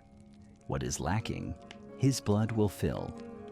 You do not need to crucify yourself on your bed with torment anymore, because Christ has been crucified for you. Feel the weight of the spell lifting. The fog is clearing. The light of truth is shining into your mind. You are not a slave to work. You are not a machine running on anxiety.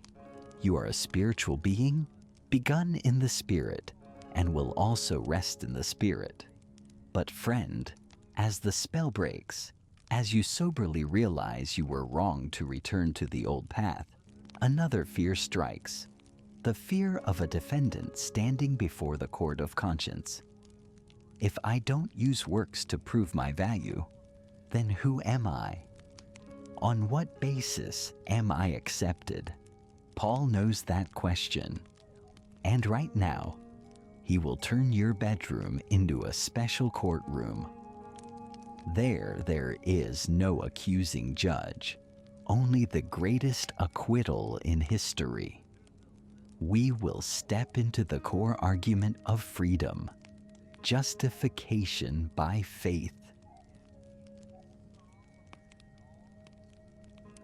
As night falls, the courtroom of the mind begins to open its doors. Do you realize it? During the day, you are too busy to listen. But when you lay your back on the bed and the space quiets down, the invisible prosecutors begin to appear. Who are they? They are the self-punishing thoughts. Why did you say that sentence today? You botched the project. You are a bad father/mother. You're not good enough. They bring before you a long indictment of mistakes, shortcomings, and things should have been done, but were not. And you, the lonely defendant, curl up on the bed trying to defend yourself. You argue with those thoughts. You try to prove your innocence. You say, but I tried. Tomorrow I will fix it. The litigation in your head gets fiercer. Your eyes open wider. Your heart beats faster. Sleep becomes the victim of this legal battle. But tonight, the Apostle Paul enters the courtroom of your mind. He does not enter as a judge, nor as a prosecutor. He is the advocate. He sees you exhausted from trying to use your weak arguments to respond. He signals for you to be silent. He says, "Let me speak for you." And this is the universe-shaking defense, the only defense that can silence every accusing voice in your head. Knowing that a man is not justified by the works of the law, but by faith in Jesus Christ, even we have believed in Christ Jesus, that we might be justified by faith in Christ, and not by the works of the law. For by the works of the law, no flesh shall be justified. Justified. In Greek, this word is dikaito, a legal term. It means the judge strikes the gavel and declares, innocent. This person is completely righteous before the law. But pay close attention. You are declared innocent, not because you did not sin, not because you did enough good works. You are acquitted because of faith. What does this mean for your sleep tonight? It means you do not need to win the argument with those negative thoughts to sleep. You do not need to prove you are good enough to deserve rest. When the voice in your head says, "You are a failure," you do not need to argue back, "No, I am successful." That is arguing based on works. You just need to say, "I may have failed, but I am justified by Christ." That is resting based on faith. That is checkmate against anxiety. When you stop defending yourself, when you rely entirely on the merits of Jesus, the prosecutor, anxiety, the devil, will have nothing left to say. He is disarmed. Look over at King David. He is sitting in the witness stand. If anyone understands the feeling of being gnawed by conscience to the point of insomnia, it is David. After committing adultery and murder, David tried to hide. He tried to defend himself with false silence. What was the result? When I kept silent, my bones grew old through my groaning all the day long. But when he stopped defending himself, when he confessed and relied on God's mercy, the trial ended. David wrote in Psalm 32, a beautiful verdict of leniency. "Blessed is he whose transgression is forgiven, whose sin is covered. Blessed is the man to whom the Lord does not impute iniquity." Does not impute. God does not record your sins in the debt book tonight. He has torn that page out. Why do you try to pick up those scraps of paper to torment yourself? Imagine God holding a thick blanket, a blanket of forgiveness and righteousness, and he gently covers you with it. Whose sin is covered? All of today's mistakes have been covered. Under that blanket, you are clean. You are safe. No one has the right to pull you out of that blanket for judgment again. Paul continues to bring forth another witness from the distant past, Patriarch Abraham. The Galatians and we often think we must work hard to be accepted by God. But Paul reminds, just as Abraham believed God, and it was accounted to him for righteousness. Zach, what did Abraham do to be called righteous? Did he run around frantically? No. He believed. In the context of sleep, believing is a passive but most powerful act. Sleep is the pinnacle of faith. When you are awake, you are trying to control, work. When you sleep, you completely let go of control and trust that God will provide, faith. Every time you close your eyes, you are declaring, "God, I trust you. I trust that you are still God, even when I do nothing." Therefore, your sleep tonight is the evidence of your justification. Sleep as an act of worship. But my friend, I know that even if the mind understands, Emotions are sometimes stubborn. There are times you feel imprisoned in a cage of old rules. Paul understands that. He knows that humans tend to return to the old because it is familiar. He paints before our eyes a dramatic allegorical picture of two women, Hagar and Sarah. This is not just history. This is the war between two mindsets tearing at your brain right now: the slave mindset and the free mindset. The judge's gavel has struck. Innocent. The trial has ended. The crowd has dispersed. But now, as you step out of the courthouse, where will you go? Will you return to the cramped tent of the slave Hagar, or step into the vast castle of the free woman Sarah? This choice will decide the quality of your sleep tonight and forever after. Prepare to enter the deepest internal dialogue between the two selves within you. The courtroom of conscience has declared you innocent, but as you walk home, returning to the private space of your mind, you realize that living in that house are two women.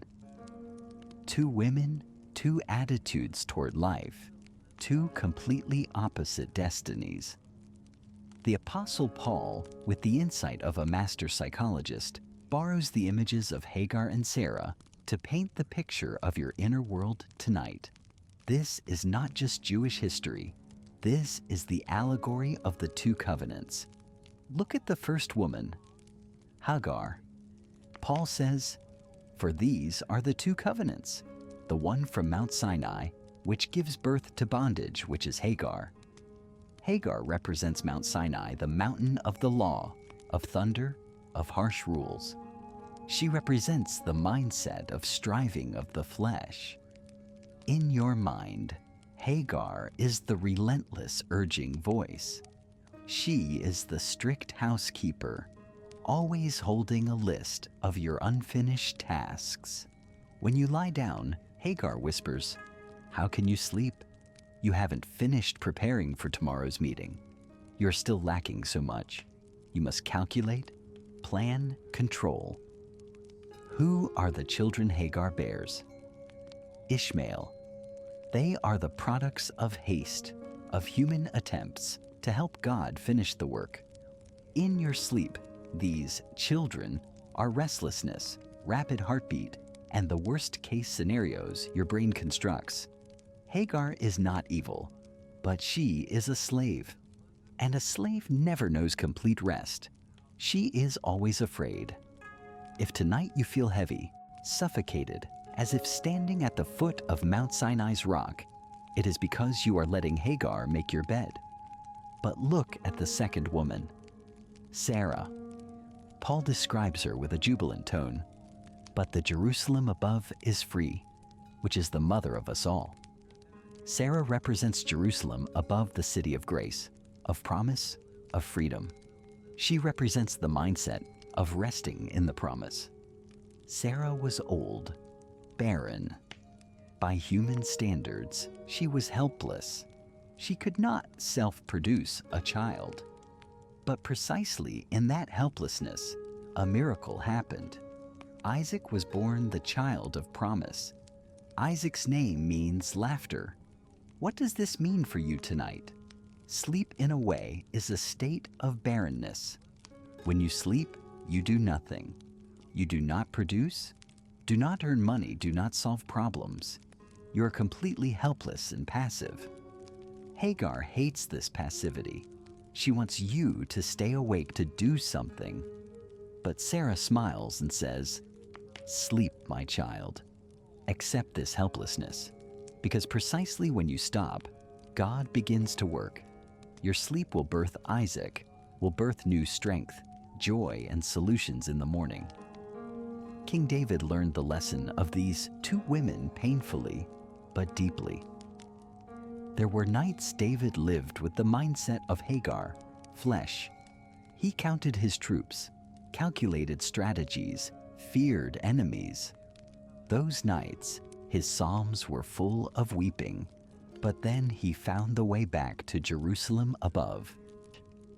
He wrote in Psalm 127 a song of letting go of personal effort.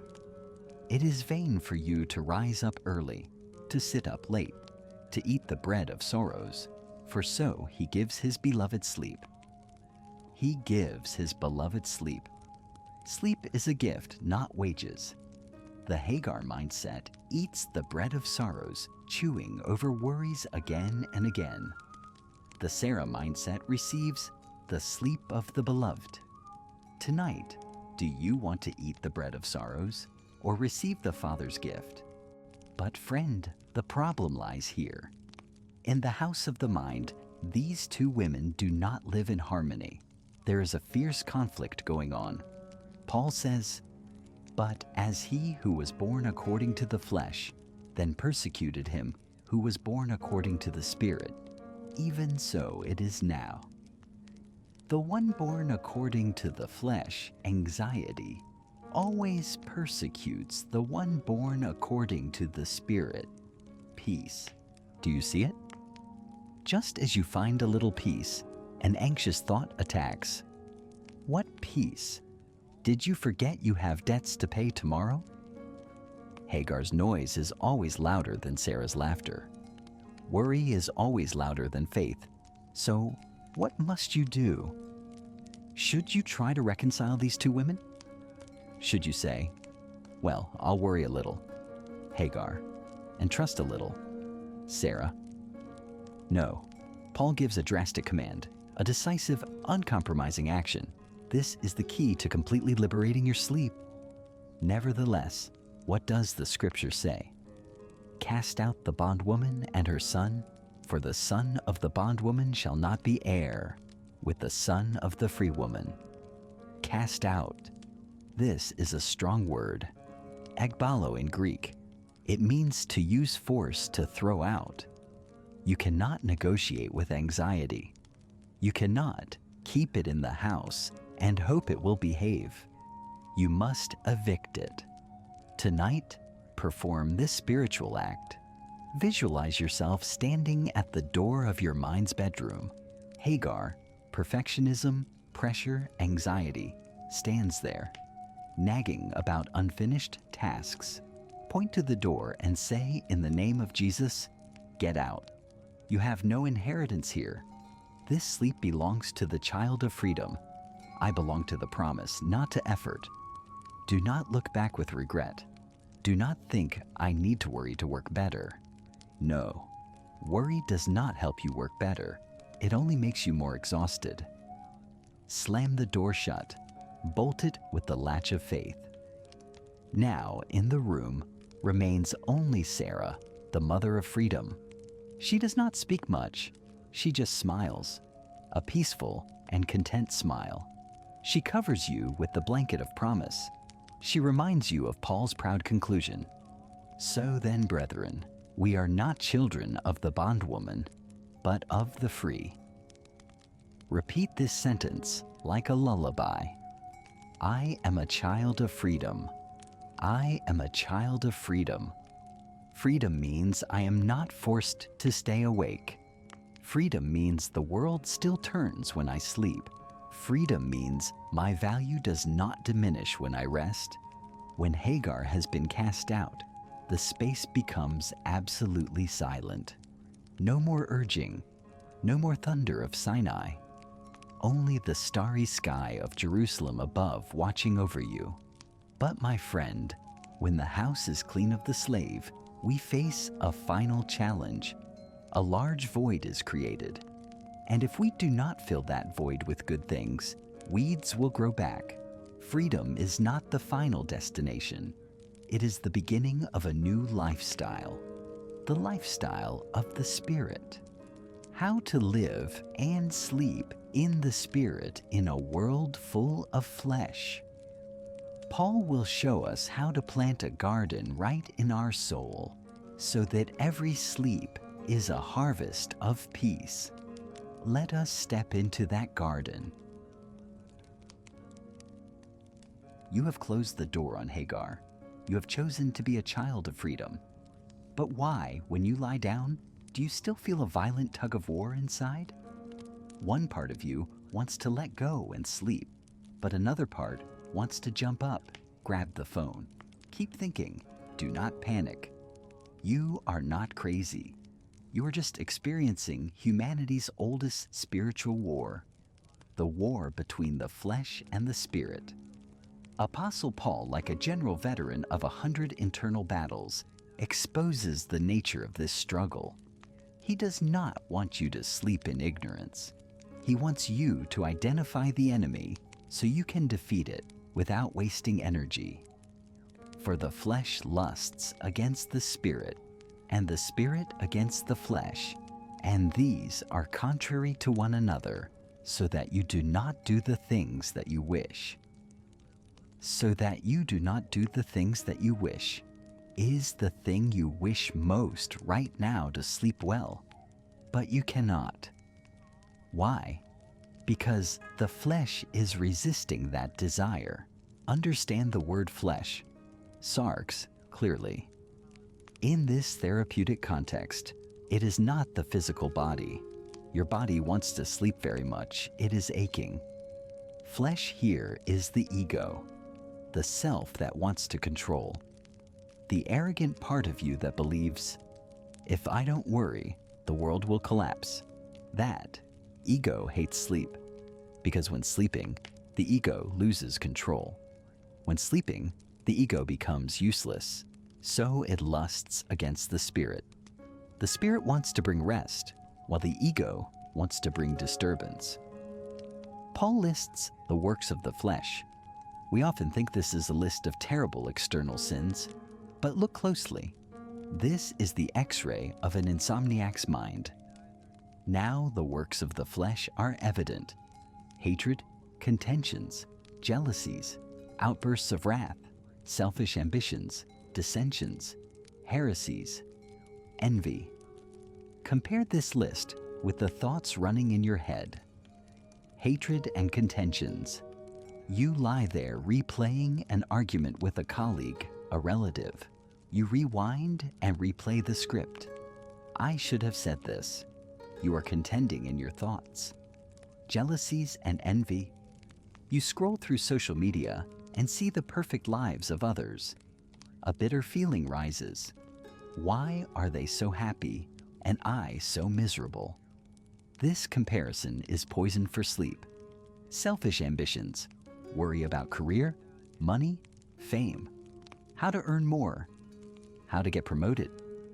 Ambition is good during the day, but at night, it is the enemy of rest.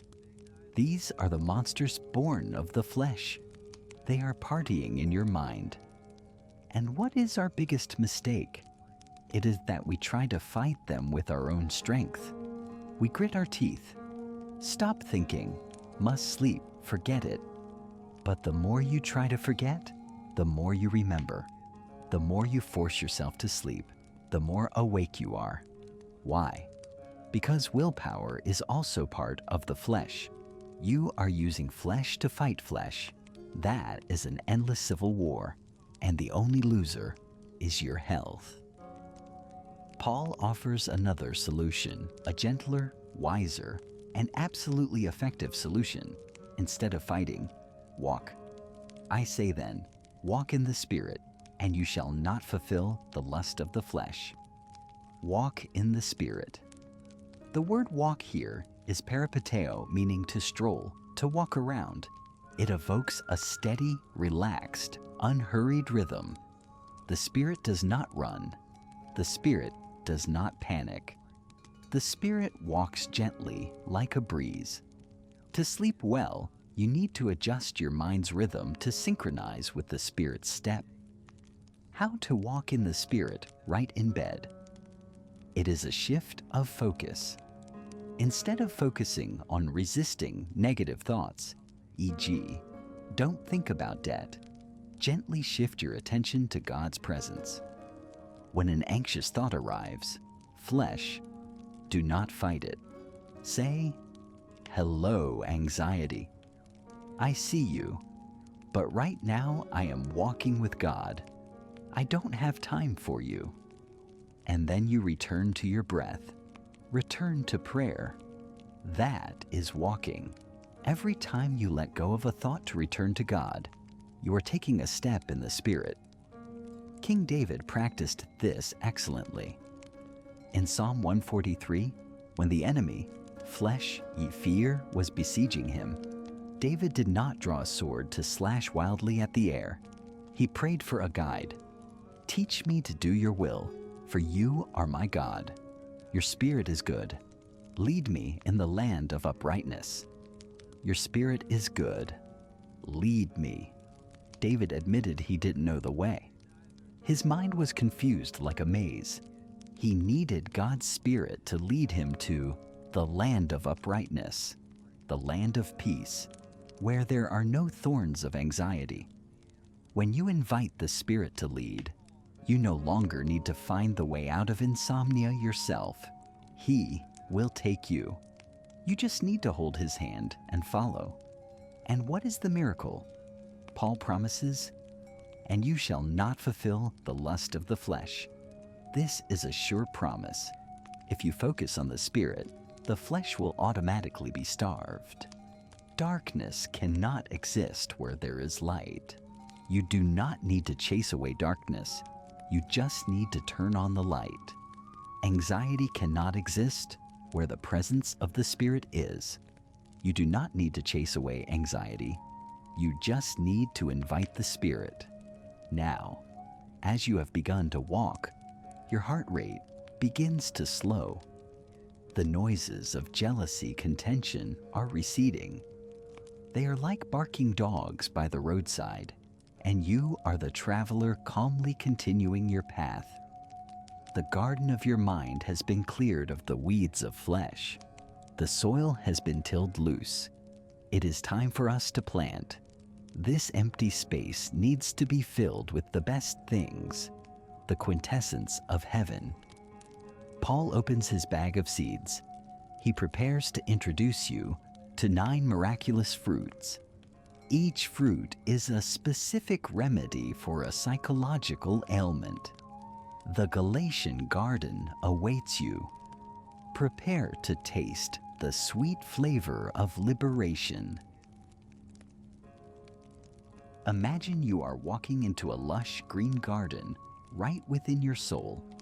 This is not the lost Garden of Eden, but the fresh garden of Galatia, watered by the river of the Holy Spirit. After you cleared the weeds of anxiety and strife in the previous part, the soil of your mind is now loose, dark brown, and ready to receive life. Apostle Paul does not want you to leave your mind empty, for emptiness invites fear to return. He wants you to plant. He gives you a list of 9 miraculous seeds.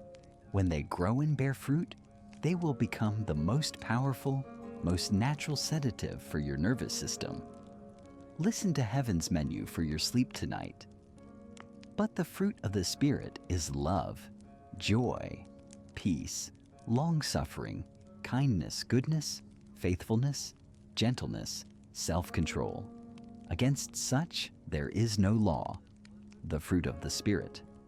Notice Paul uses the singular fruit, not plural fruits. This means all these 9 qualities are a unified whole. You cannot choose just peace and ignore love. They are a cluster of ripe, sweet berries blended together. Tonight, join me in tasting each segment of this fruit. Let its nutrients seep into your every tired cell. Love, agape. This is the skin that covers everything. Why do you lose sleep? Usually because of fear. Fear of the future, fear of failure, fear of loneliness. But the Bible says, perfect love casts out fear. When you eat the fruit of love, you swallow the assurance that I am loved. I am not a commodity to be valued. I am the beloved child of the Father. The feeling of being loved is the softest cradle. Curl up in it. Joy, kara. Many think going to sleep must be solemn, but Paul invites joy, not the loud excitement of dopamine, like when scrolling social media, but the deep joy of serotonin. It is the joy of gratitude. Try smiling gently in the dark. Find one small thing today to be grateful for. That smile sends a signal to the brain. Everything is okay. King David tasted this fruit in Psalm 4:7. You have put gladness in my heart, more than in the season that their grain and wine increased. God's joy is tastier than wine, and it gives no headache the next morning. Peace, Irene. This is the most important fruit for the insomniac. Shalom. Wholeness, healing. Peace is not the absence of storm, but stillness right in the eye of the storm. When you eat the fruit of peace, you are drinking an antidote for cortisol, stress. Visualize peace as cool water flowing from the top of your head to your toes, extinguishing every fire of anxiety. Long-suffering, patience, macrothumia. This is a bitter pill but good medicine, absolutely necessary. Insomniacs often lack patience. You watch the clock, 1 a.m., 2 a.m. Why can't I sleep yet? That impatience is the enemy waking you up. Long-suffering means enduring long with a calm attitude. Eat the fruit of patience. Tell your body, it's okay. If I can't sleep yet, I will lie and rest. I am not in a hurry. I accept this waiting. When you stop fighting time, time becomes your friend. Relaxation comes when you stop forcing it. Kindness and goodness, krestotes and agathosunin. These two fruits are for the wounded child inside you. You are often very harsh on yourself. Before sleeping, you often blame yourself. Why did I do that? Why am I so stupid? That is cruelty to oneself. The Spirit invites you to eat the fruit of kindness. Treat yourself as you would a best friend. Forgive the day's mistakes. Be gentle with your aching body. Soothe it instead of scolding it. Faithfulness, pistis. This is the fruit of trust. You lose sleep because you think if you don't stay awake to worry, everything will fall apart. You don't trust that God will guard the world in your absence. Faithfulness reminds you, God is the keeper of promises. He does not sleep. He who keeps Israel shall neither slumber nor sleep. Psalm 121:4. Since God is already awake watching, you can sleep. Your shift is over. Hand it over to Him. Gentleness, prouts. Feel this softness on your muscles. Anxiety makes the body stiffen. Shoulders tense, jaw clenched, fists tight. That is resistance. The fruit of gentleness helps you let go, like silk sliding off shoulders, like wax melting under a warm flame. Let God's gentleness mold your rigid thoughts into something softer, more flexible. Self-control, ekkratia, and finally, the fruit of self-control. This is the safety brake for the mind's vehicle. When racing thoughts begin to speed up, self-control gives you the power to say, stop. You have that power. You're not a victim of thoughts. The Spirit gives you the ability to control focus. Gently use self-control to bring the mind back to the breath, back to the Scripture, back to stillness. Paul concludes this list with an authoritative statement. Against such, there is no law. What does that mean? It means there is no limit to your enjoyment of these things. You can eat as much as you like. You can immerse yourself in peace as long as you want. No one taxes your joy. No one limits God's love for you. This is absolute freedom. Imagine King David sitting under a fig tree in this garden. He ate these fruits fully after years of brutal war. And what was the result? Sleep of excellent quality. He wrote in Psalm 3:5, I lay down and slept. I awoke, for the Lord sustained me. David did not say, I took a pill and slept.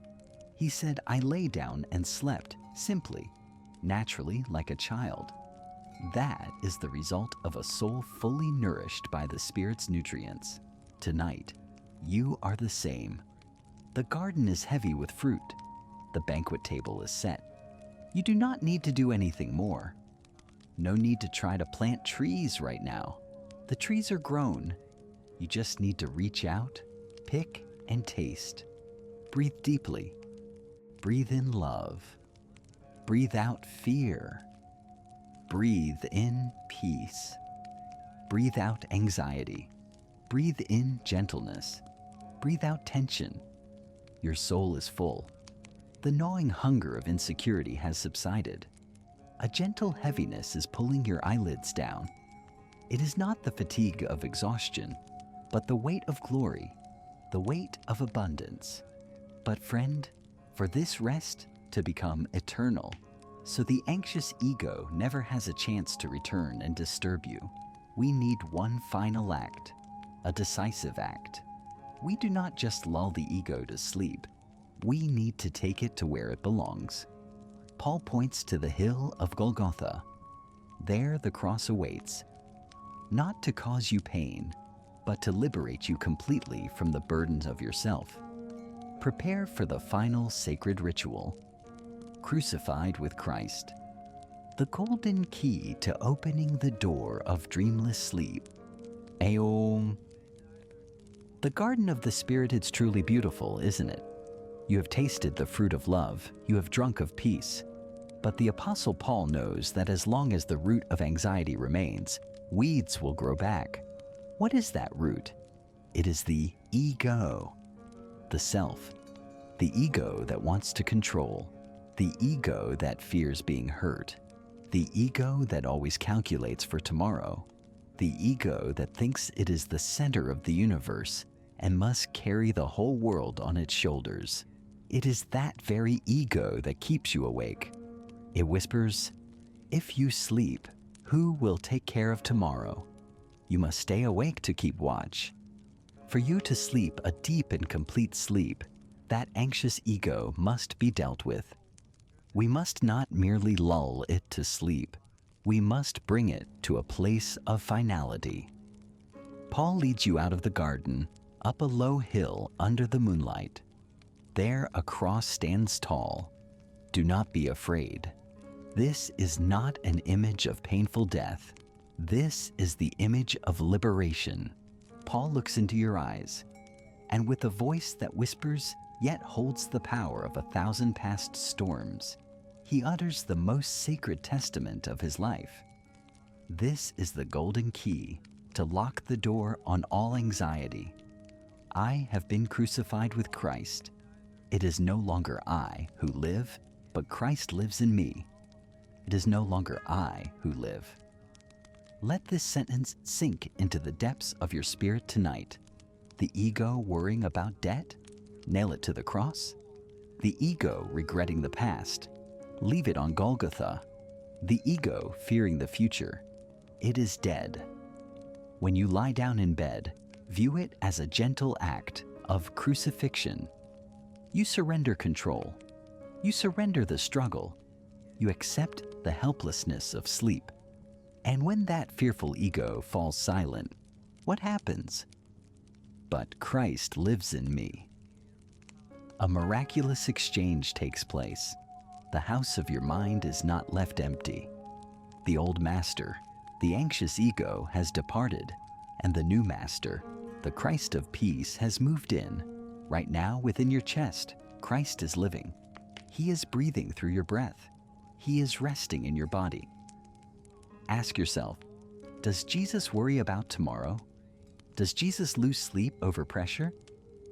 No, he is the King of peace. He slept soundly even when the storm raged on the Sea of Galilee. And because he lives in you, his peace becomes your peace. His sleep becomes your sleep. You no longer have to try to create sleep yourself. You only need to make room for him to rest within you. Paul smiles. He has finished his mission. From a striving super apostle, he has become a child of total trust. surrendering his life to another. He recedes into the gentle darkness, leaving space for an old friend of ours to step out and say goodbye. King David. The great warrior, the artist of the soul, now looks so serene. He holds no sword, no scepter. He is just a small sheep. He has walked through the valley of the shadow of death of Act 1. He has walked through the brokenness of Act 2. And now, at the end of Act 3, he has found the green pastures and still waters he longed for in Psalm 23. David lies down beside you on the soft grass of grace. He looks up at the starry sky, the sky of freedom, and raises his final song, not a song of lament, but a song of absolute trust. I will both lie down in peace and sleep. For you alone, O Lord, make me dwell in safety. I will both lie down and sleep. Often we lie down but do not sleep, or we sleep but our minds still race. But David declares a wholeness. The body lies down and the soul sleeps. How can he do that? For you alone. He does not trust in armies, nor in walls, nor in wealth. He trusts in you alone. Your safety tonight does not depend on the money in your account, nor on the locked door. It depends on the one who watches over you. And this is the final image I want you to carry into your dreams. Imagine Jesus, the Good Shepherd, walking toward you.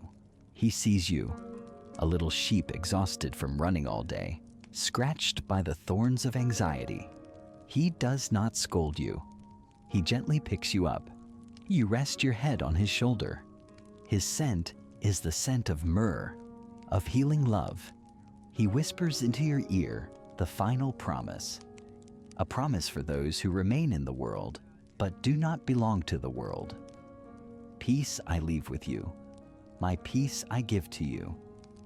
Not as the world gives do I give to you. Let not your heart be troubled, neither let it be afraid. The world gives you peace when everything is favorable, money, health, but God gives you peace even when things are not perfect.